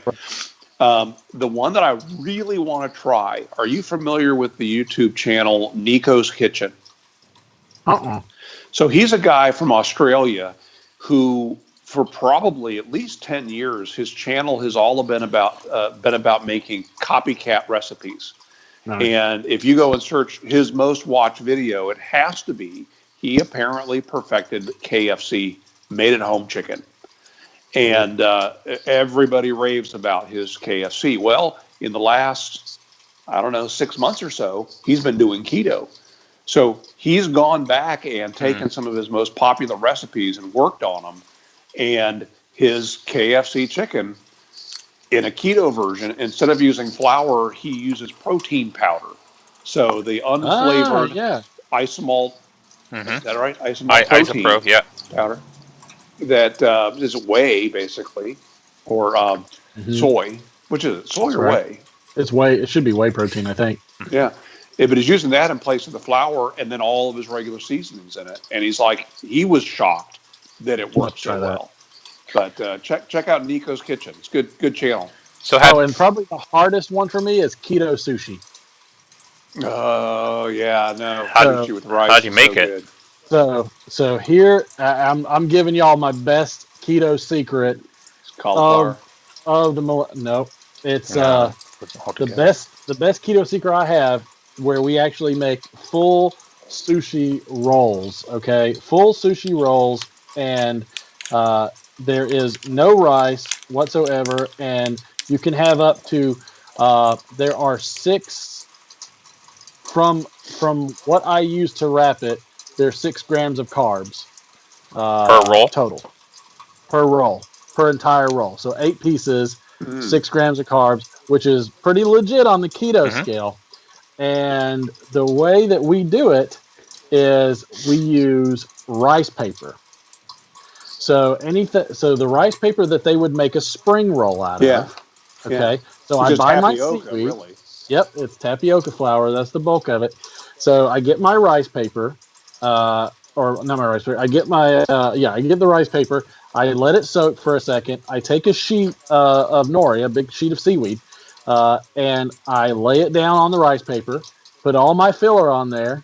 Roll it. It sticks together. It binds, because that's one of the points of rice, is that it binds. And I don't use the whole sheet. I only use as much as I need to connect that roll. And then I cut it, throw that section away, and there you go. And we make rolls and sushi galore. Could you dip that in the rice wine vinegar? You can. That you would normally use for the rice. You can. And in fact, what I do is I actually sprinkle a little bit on before I put the seaweed sheet down. Okay. So then there's no, if all you're using the rice paper for is really just to connect the seaweed, is that what you said? Everything. It binds the it all. Seaweed, it combines everything. So once I roll the rice paper and it touches the other side, then it's bound. Like you don't need much surface area at all. So is your rice are you using the same surfaces? So we've made homemade sushi a lot, but never keto. So would you use the same area on the seaweed with the rice paper as you would with the rice? Same area. So you're gonna do like 2/3, basically. That's right. And so you're gonna get a very big roll out of this, and you're gonna get a monstrous roll. And how chewy is it? Because the rice paper can be quite chewy, can't it? It can be, and there is a level to it. Thankfully, the seaweed binding to it doesn't make it. The worst thing that can happen is if you have a big gob of it sticking to itself. Right. Like the more that it's bound to itself, the stickier it is and the gummier it gets. Which is why as soon as I get the overlap, I cut it with my knife and I throw that extra section away, and that's how I do it.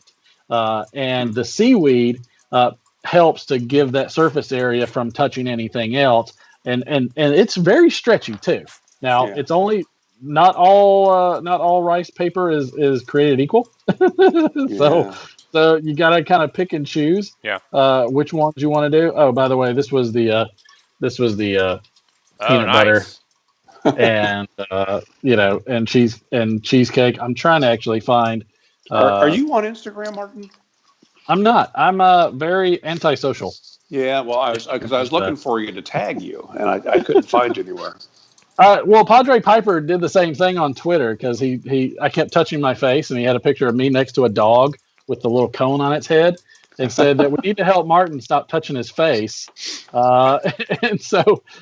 But then he made a video with Mark VV, and he said Martin's not on Twitter. I don't want him to think I'm making fun of him. So so he made a YouTube video so that way I wouldn't think it. I was like, man, make fun away. That's what we're not doing it behind your back, huh? Right. Please do it in front of my face so I can laugh at it too. But I'll send you the picture of what the sushi looks like. I thought I could find it pretty quickly, but apparently. So are you making a California roll then? Are you putting avocado, or what sort of things are you putting in the roll itself then? Let's see if I can get this light up. I'd eat that. Yeah, I'm in. So you can see like there's a full varietal, there's avocado, there's cream cheese, there's fish roe, there's a spicy sauce. Some of these the big key to this is sesame seeds. Toasted sesame seeds. Yeah. So that's what I roll on the outside. After I make the roll, Okay. very outside of it, I dust it with sesame seeds, and that kind of gives you a little bit of that rice texture as well. Sure. That makes a lot of sense.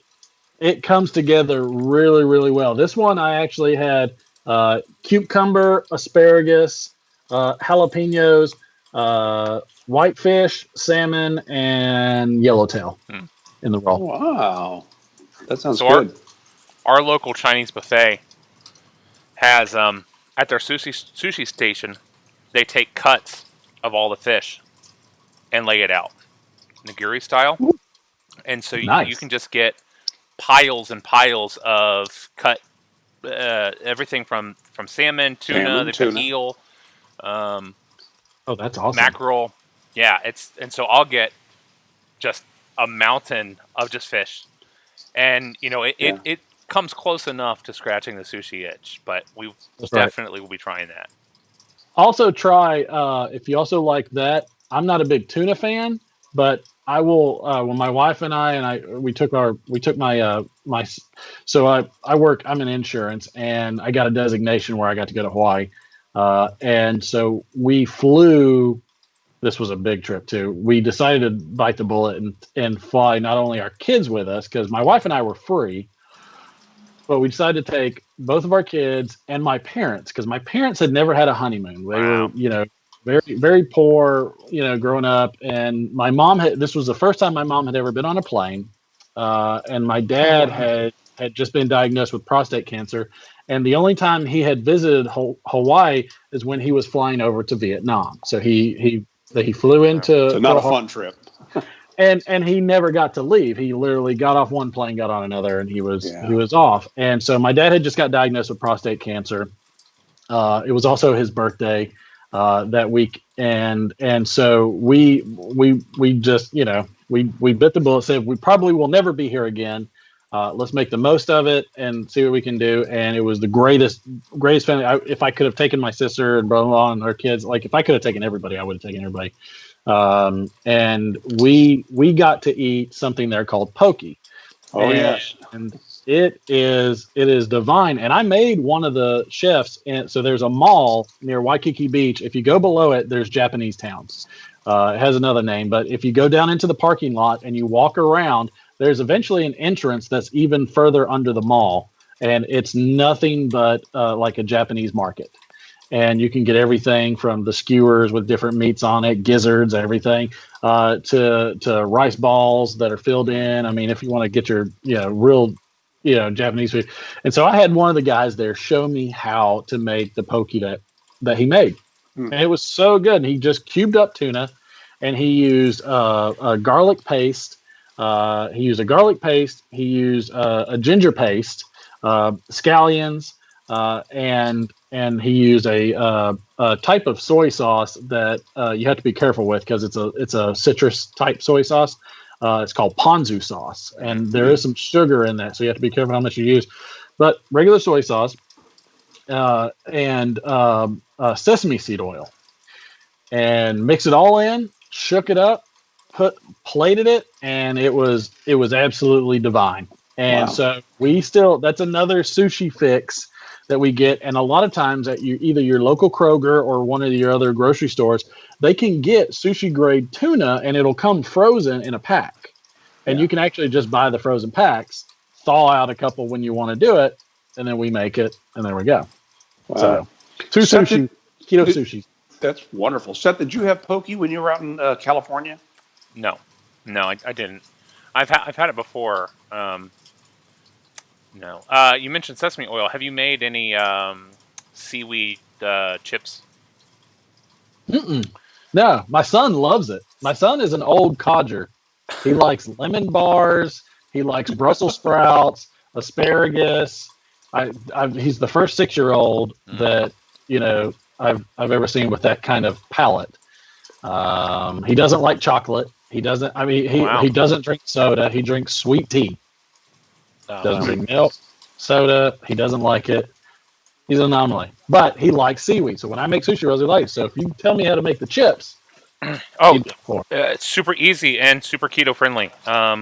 You got I would recommend Googling a recipe. But Okay. all that is involved is taking your sheets of seaweed, spreading a little bit of sesame oil on them, and a little bit of salt or whatever else you want. A lot of people will use the Everything bagel. sesame. Yeah. You could do that, or the sesame seeds on there, and you just roast it in your oven.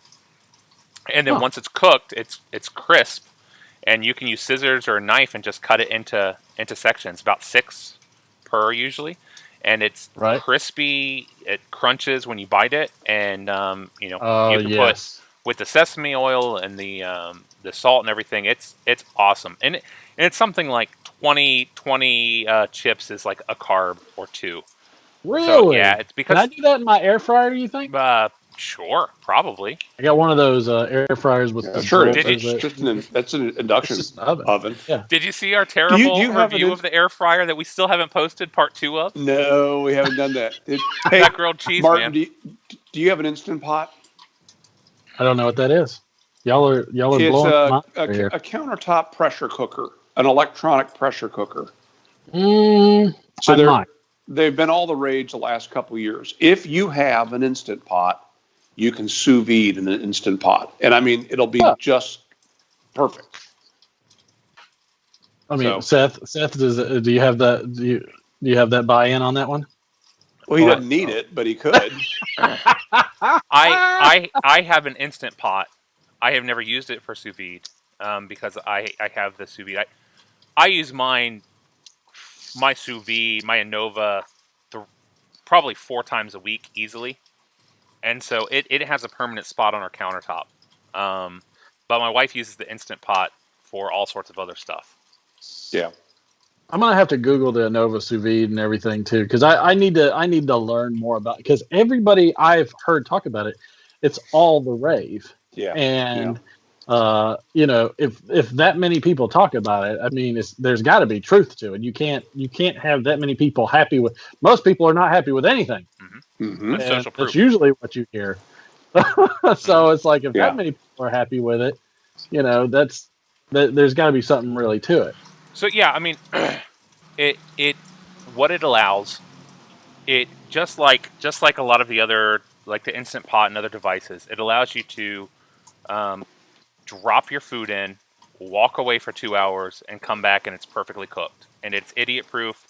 So if you want a steak cooked to a perfect medium rare or whatever temperature you like, you can do that.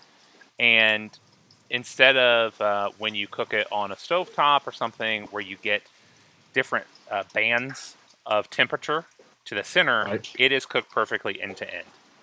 And so it's actually can take a little bit of getting used to with how good the results are, because they're actually better than you would experience with most home cooking setups. Mm-hmm. Do you use different spices too? Because that was another thing. A couple of people I talked to about sous vide, that some of them really got into like different types of spices too. So there's a great channel called Sous Vide Everything. Nice. Sous Vide Everything. They've been around for a long time. They've got a ton of really good videos. And one of the things that is nice about them is they have done a bunch of blind taste tests where they'll take steaks and they'll do one with salt, one with onion powder, one with garlic powder, one with butter, and cooking it with those things, and then they'll blind taste test which one's best. And then the next time they'll blind taste test, okay, let's do 2 of these spices. Only garlic, right? They'll do fresh garlic, roasted garlic, dehydrated garlic powder, and all on identical steaks cut from the same primal cut. And so what they have found through a number of these different tests is that for steak, and which is how I use mine 80% of the time. For steak, salt, garlic powder, and pepper on the steak before it goes in is the best method. And you over season it, because what's happening is it's in a vacuum sealed bag, or the cheap way is you just put it in a Ziploc freezer bag and you push it into the water. And so it's got water surrounding it on all sides with a thin layer of plastic. What they found is with something like butter or too much seasoning is it actually will draw moisture and flavor out of the steak. And what you want to taste with a perfectly cooked steak is steak. And so, like butter, when they cooked it with butter, it wound up being bland because it was actually pulling flavor out. And so they did. That's what got them started on doing Yeah. the side-by-side comparisons, because people were commenting every single thing they were cooking, they were putting a couple pats of butter in it before they sealed it up and threw it in. And people were saying, you're ruining that steak by putting the butter in. Like, what do you mean? What do you mean? and so they did some, and they're like, oh my gosh, we've been ruining our steaks all these years and didn't even know it. And so it's like, well, what else are we getting wrong? And that's when they started down this path of doing these blind taste tests. And it made the channel really interesting, but it revealed that it is truly different than cooking that steak in a pan or cooking it on a grill. So I will warn you. I will warn you with a addictive to new things personality, like very much so. The other 2/4 of us here tonight. It can be a rabbit hole, especially on that channel. One of the things they did, the experiments, is they said, okay, so when you're doing sous vide, you're cooking the internals to a perfect temperature, but you still have to sear the outside, and that's the last step.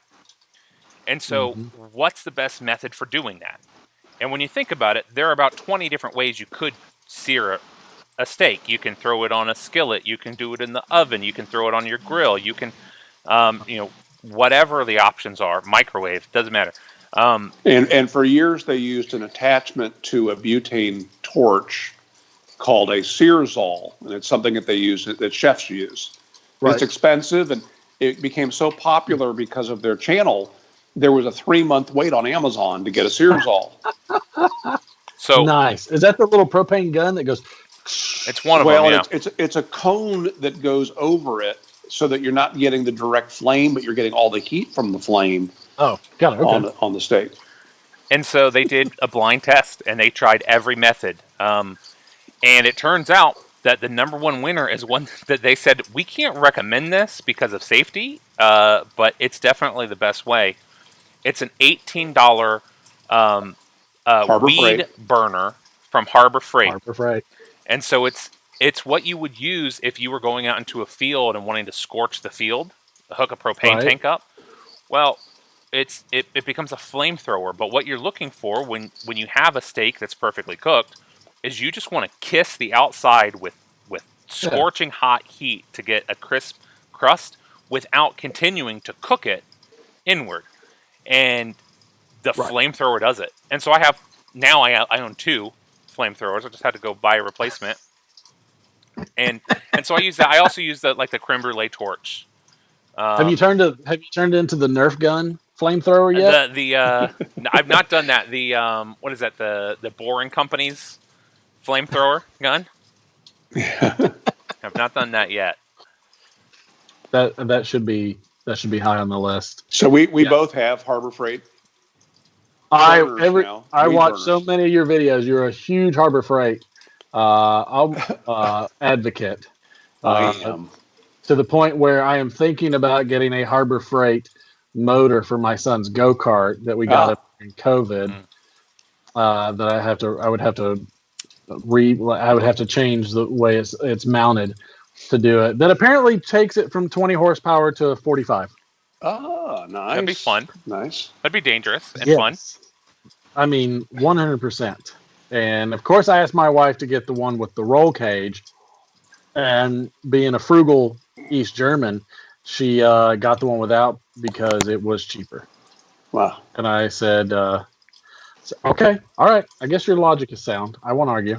So I just got him an extra large helmet, I guess. I don't know. You've seen the vehicles that they drove in East Germany, right? Yeah. Yeah. There's no fear. There's no fear there. Yes, exactly right.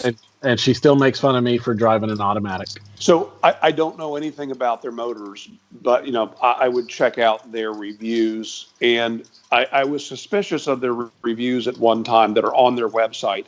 But if they get a 1-star review, they leave it there. They're not deleting people's reviews, and there's a lot of products out there that have 2 stars, 3 stars, and you know what? For the price you're paying, why not? that's good enough, right? So Yeah. I don't know anything about their motors. I would Yes. check that out just in case. Check out YouTube as well. There'll be It used to be. I've been buying from Harbor Freight since before they had stores, and so this is 25 plus years. And it used to be I would never ever ever buy anything that had a cord or a battery, anything that was electric or electronic. You just couldn't trust it.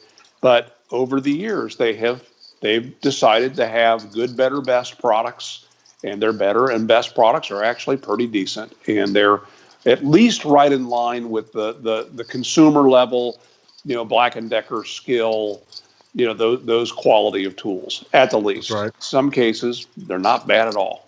That's right. Well, speaking of rabbit hole, with my rabbit hole addiction that I have, I guess we can just call it that. I got into day trading, and which is just fascinating. I mean, I just like learning this stuff. Like, not to go out there and make a bunch of money, but just to feel what it's like to do it. And you wouldn't be against see what it, it's like. would you? You would be Day against trading? earning a bunch of money, right? Oh, no, not in the least. Okay. Well, speaking of that, this is what I was going to tell you about the rabbit hole. I went to a really, really deep rabbit hole on this one. I went to a $888 million rabbit hole. And yes, I said that correctly, because today when I checked my account, it was negative $888,888,888.89. wow. So, seeing this number, I call my broker, and just so everybody knows, because I was trying to figure out how to tell my wife we were negative $888 million in the hole. Yeah, Trying to figure out how that even occurred. And come to find out, that is how Bank of America Merrill Lynch puts a hold onto your account. So if they need more information, if there's potential, like if they think it's been hacked, irregularities of some sort. Right. So they put holds on your account by posting negative $888 million.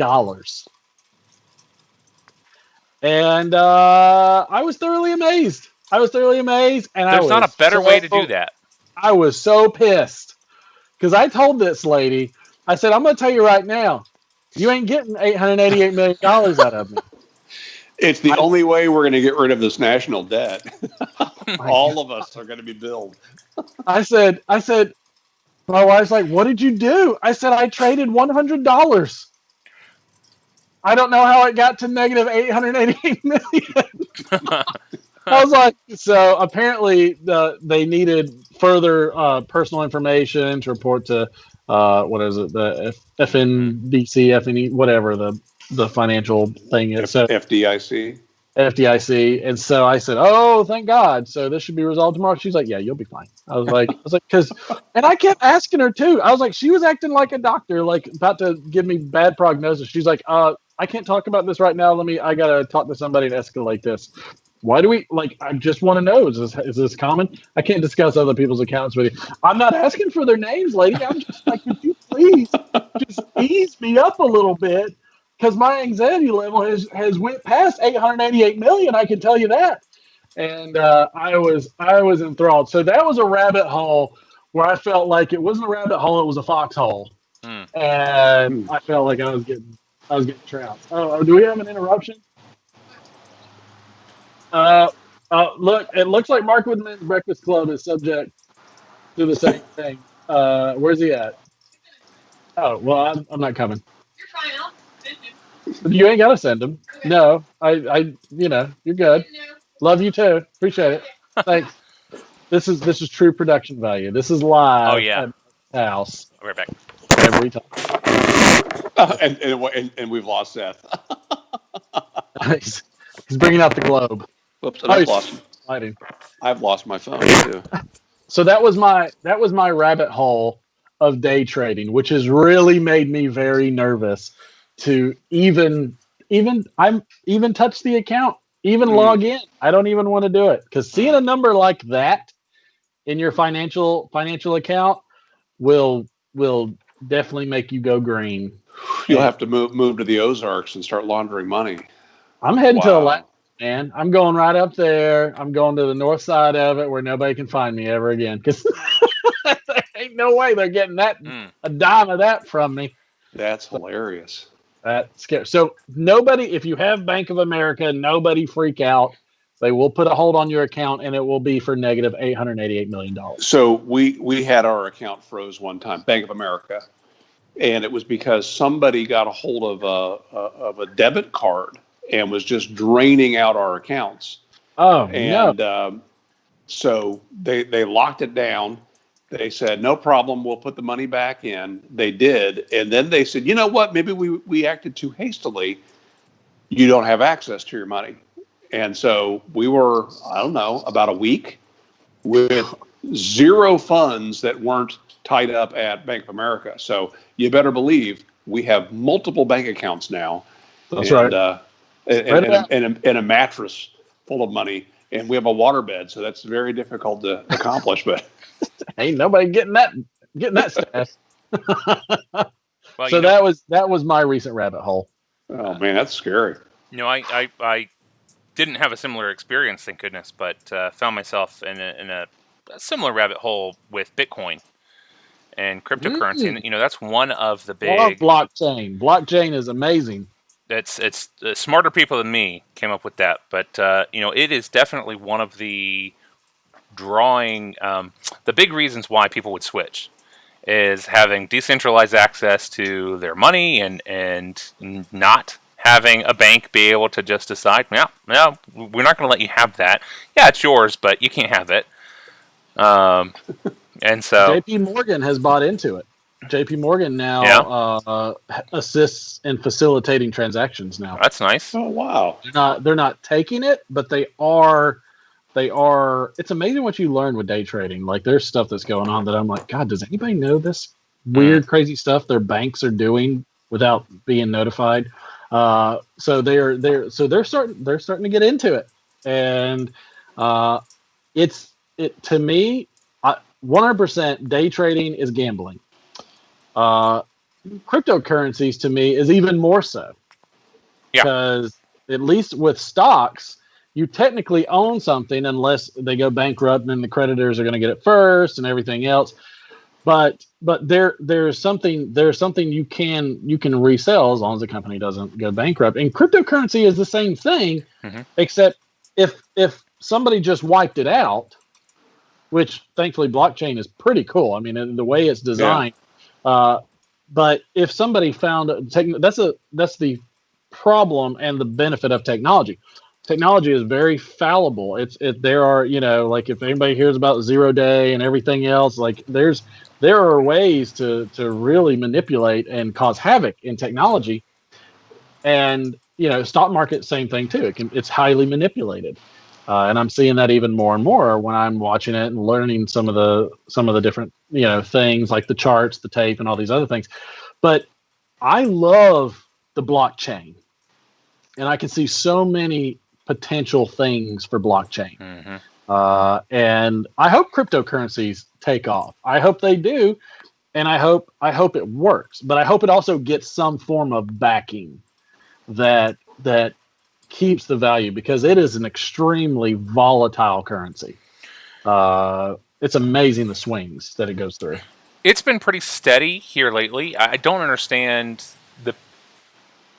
so I looked at it about 2 years ago, looked at it exactly like with the day trading, just an experiment. And so I bought as much as I would be willing to lose, which was $40. $40. I'm like, yeah, if I never see that again, it's okay. Right.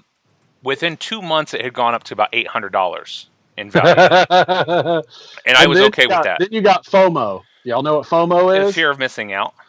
Yeah. And so to a degree, that's why I still haven't sold. Now it has for the last 6 months settled steady around about $400. So I mean, at any point in time, like I keep looking at it, thinking, yeah, that's a replacement ANOVA if mine goes out, plus some other stuff, plus another two of the things on the list that I would replace immediately. But yeah, I mean, for $40 just to write it out, it's exciting. The moment I sell is the moment I stop looking.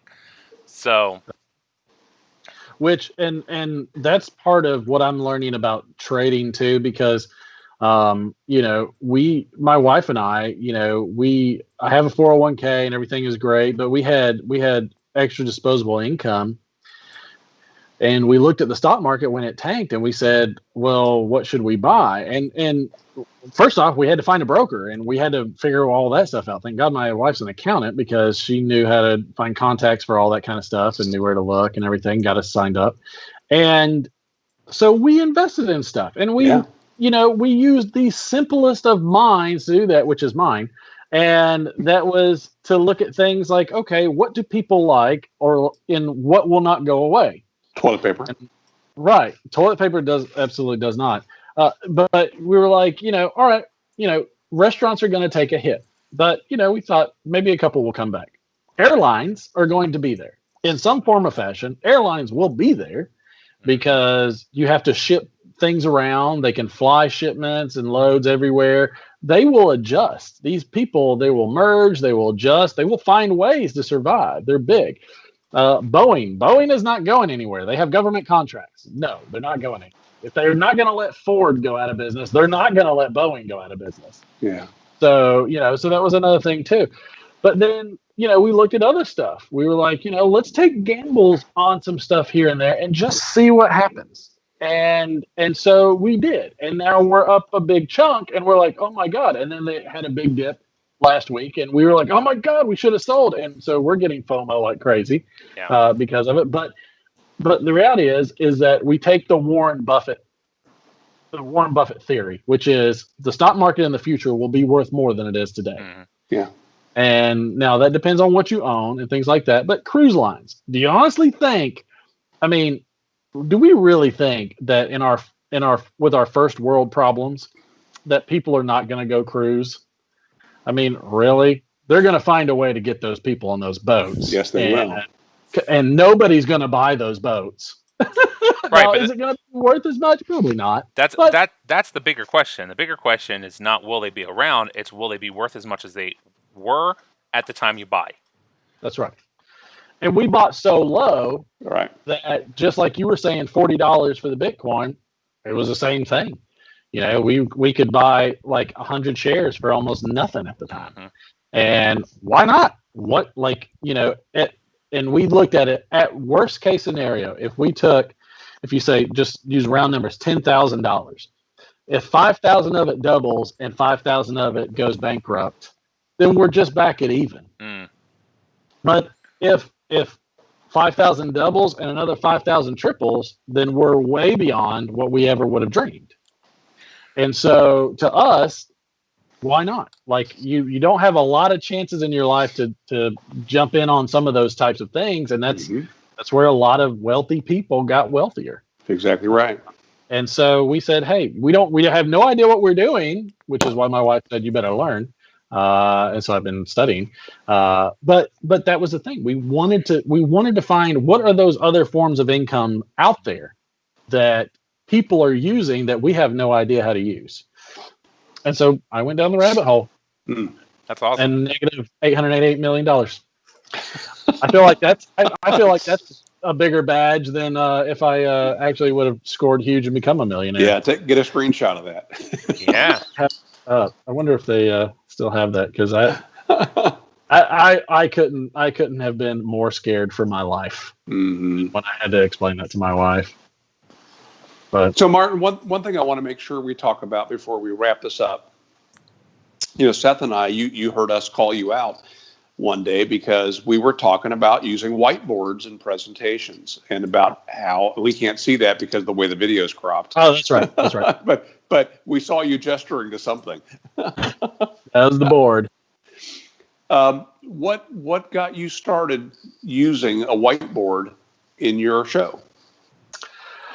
I had actually done training in insurance, and there was a time where I was carrying a whiteboard around to do trainings and to explain coverages and to educate people on insurance.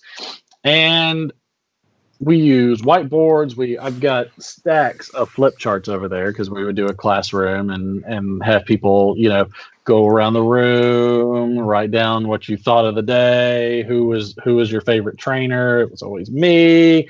We did all of that.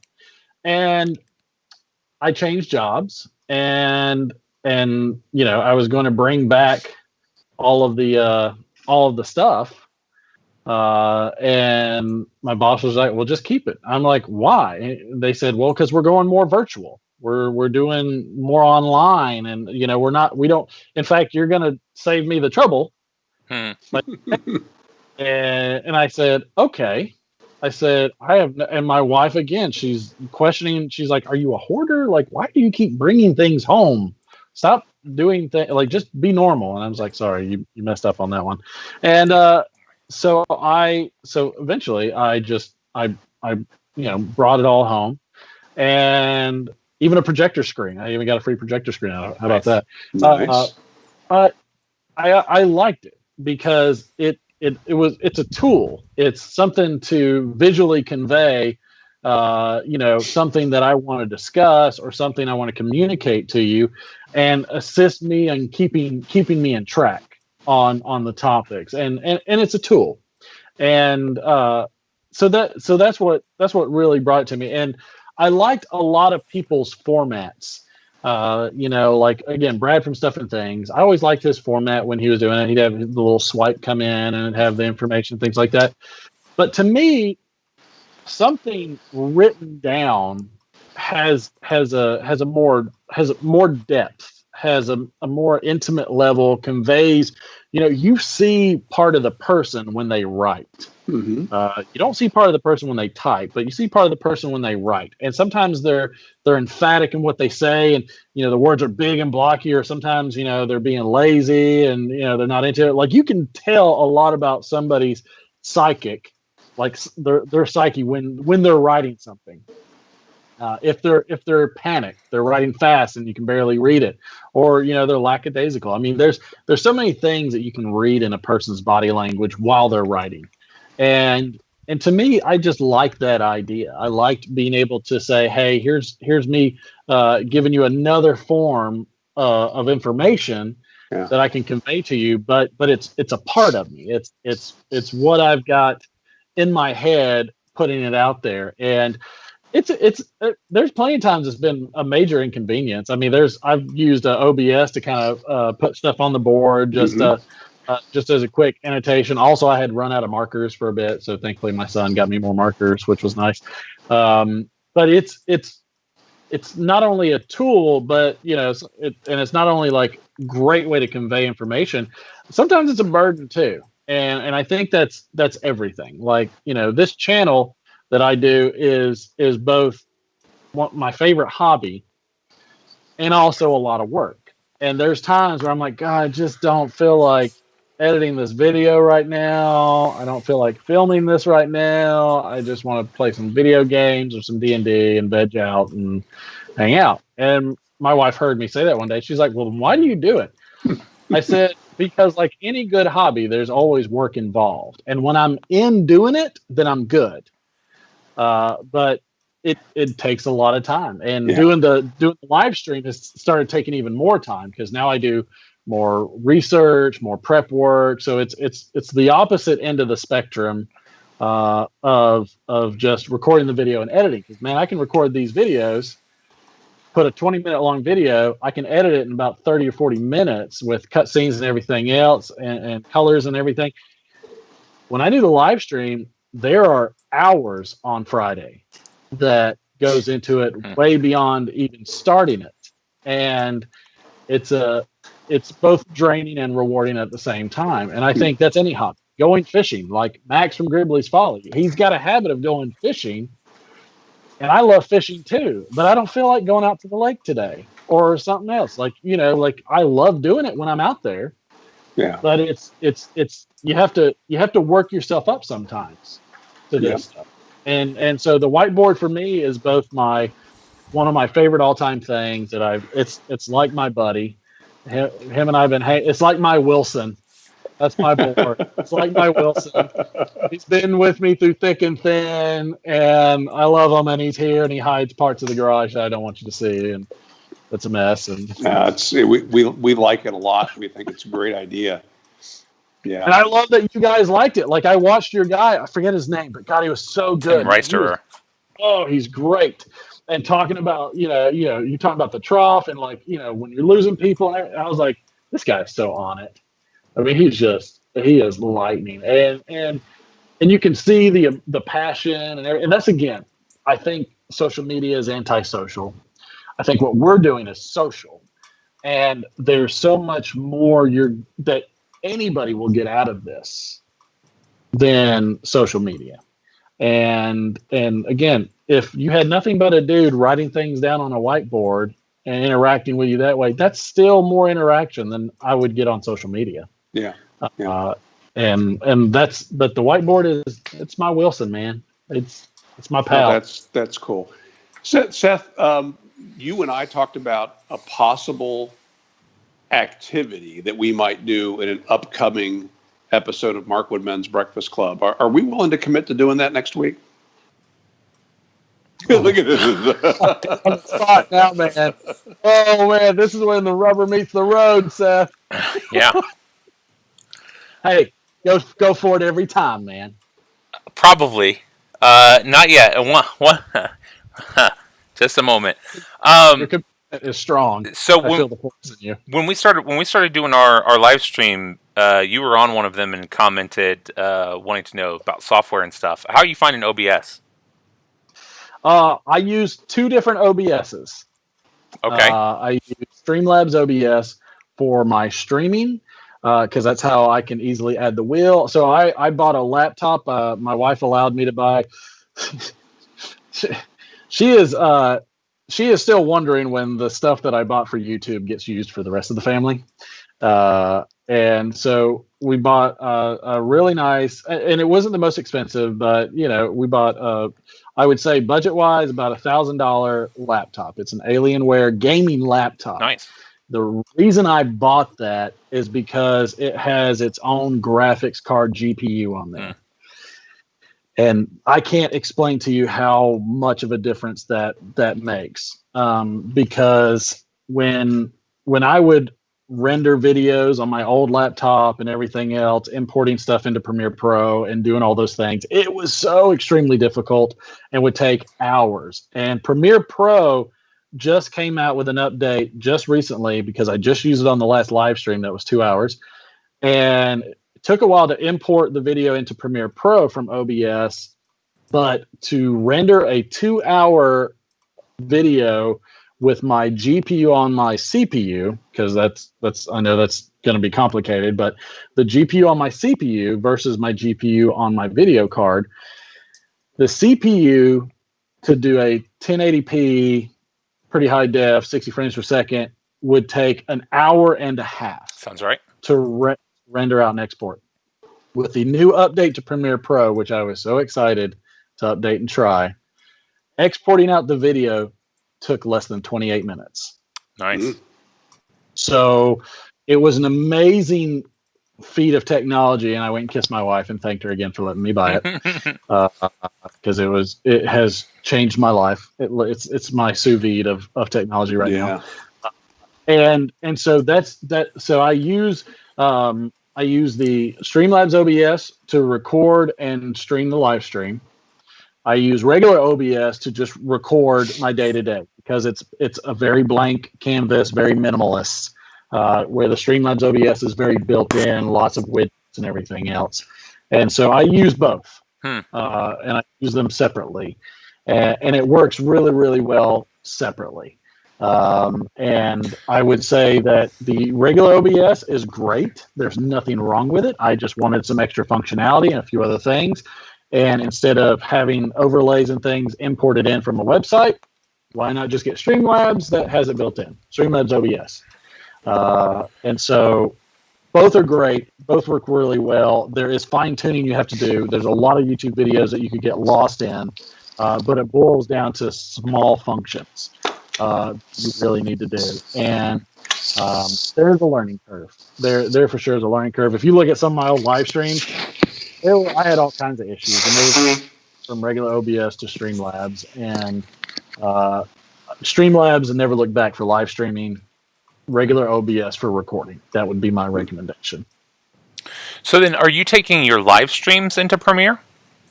I am. Why? So, well, the reason I do it is because during my live stream, and Scott, you can probably chime in on this too.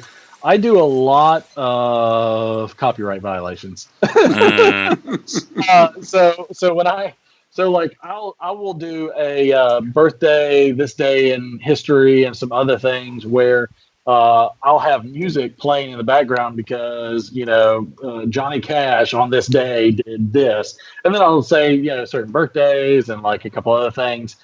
This day's in history as well, and it's just a skit. It's a skit that I like. It's a skit that I do. I do it a few times, and I also utilize those skits as questions for callers because it's a very much a radio theme type of situation where people can call in to my Google Voice number, and we can chat and we can talk. And what I will do is I will ask a question. If you were in early enough, I'll ask a question from one of the things that I talked about, either this day in history or a specific person or something like that.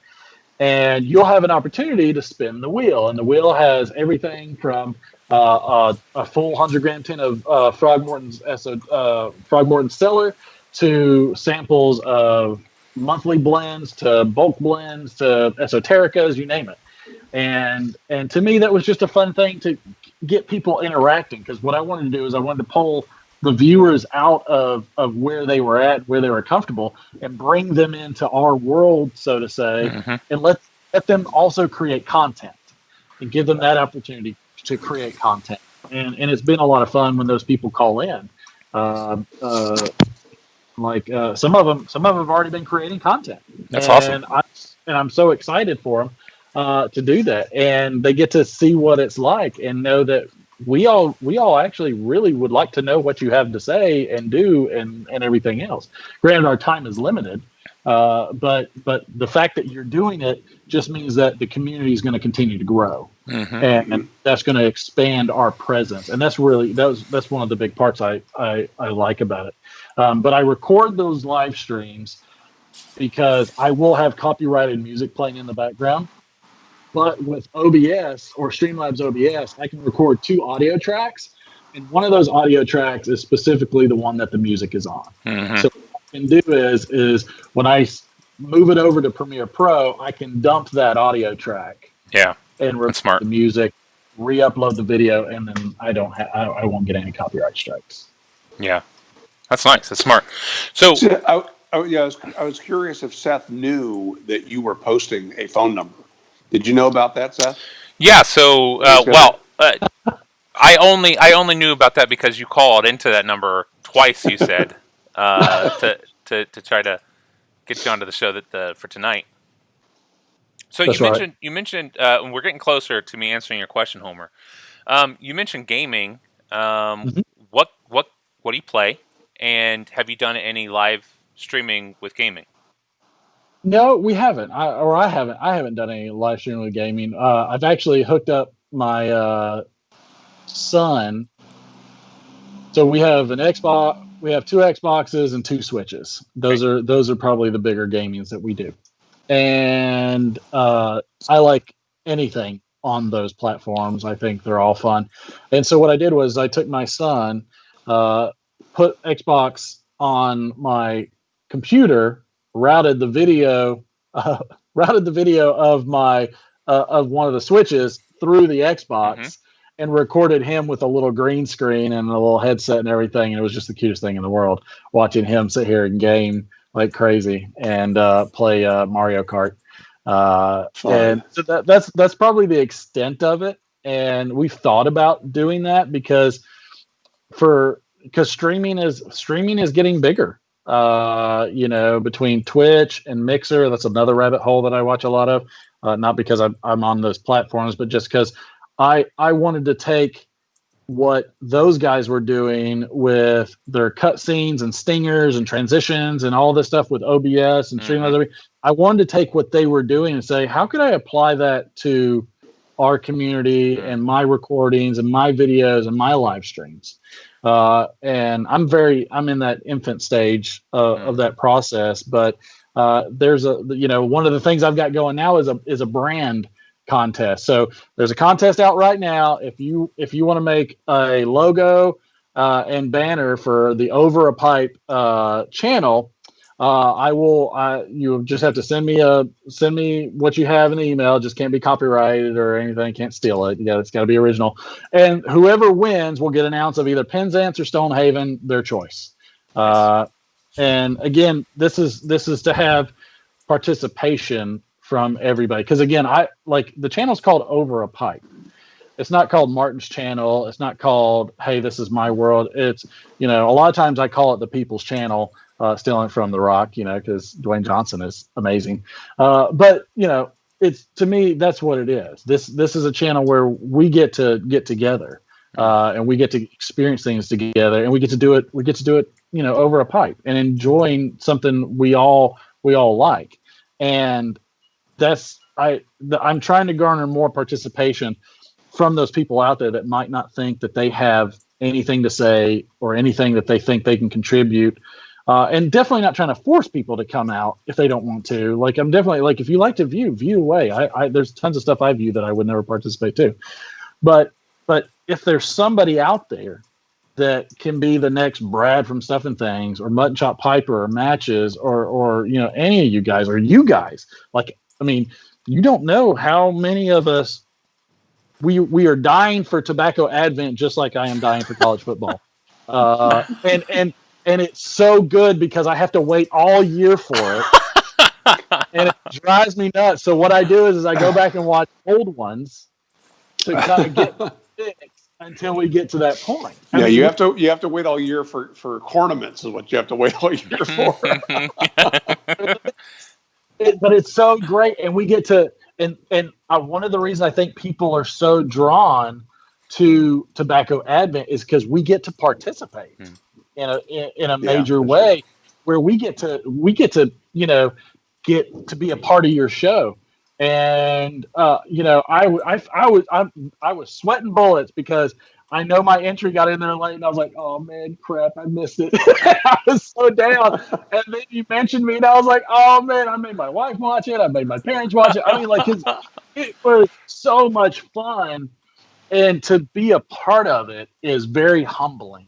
And for us too. Guys, I mean, it is like a big old slice of humble pie every year. And every year we leading up to it, we wonder, does anyone care? Is this the year it just falls flat? And that's and when it is, if that happens, that's okay.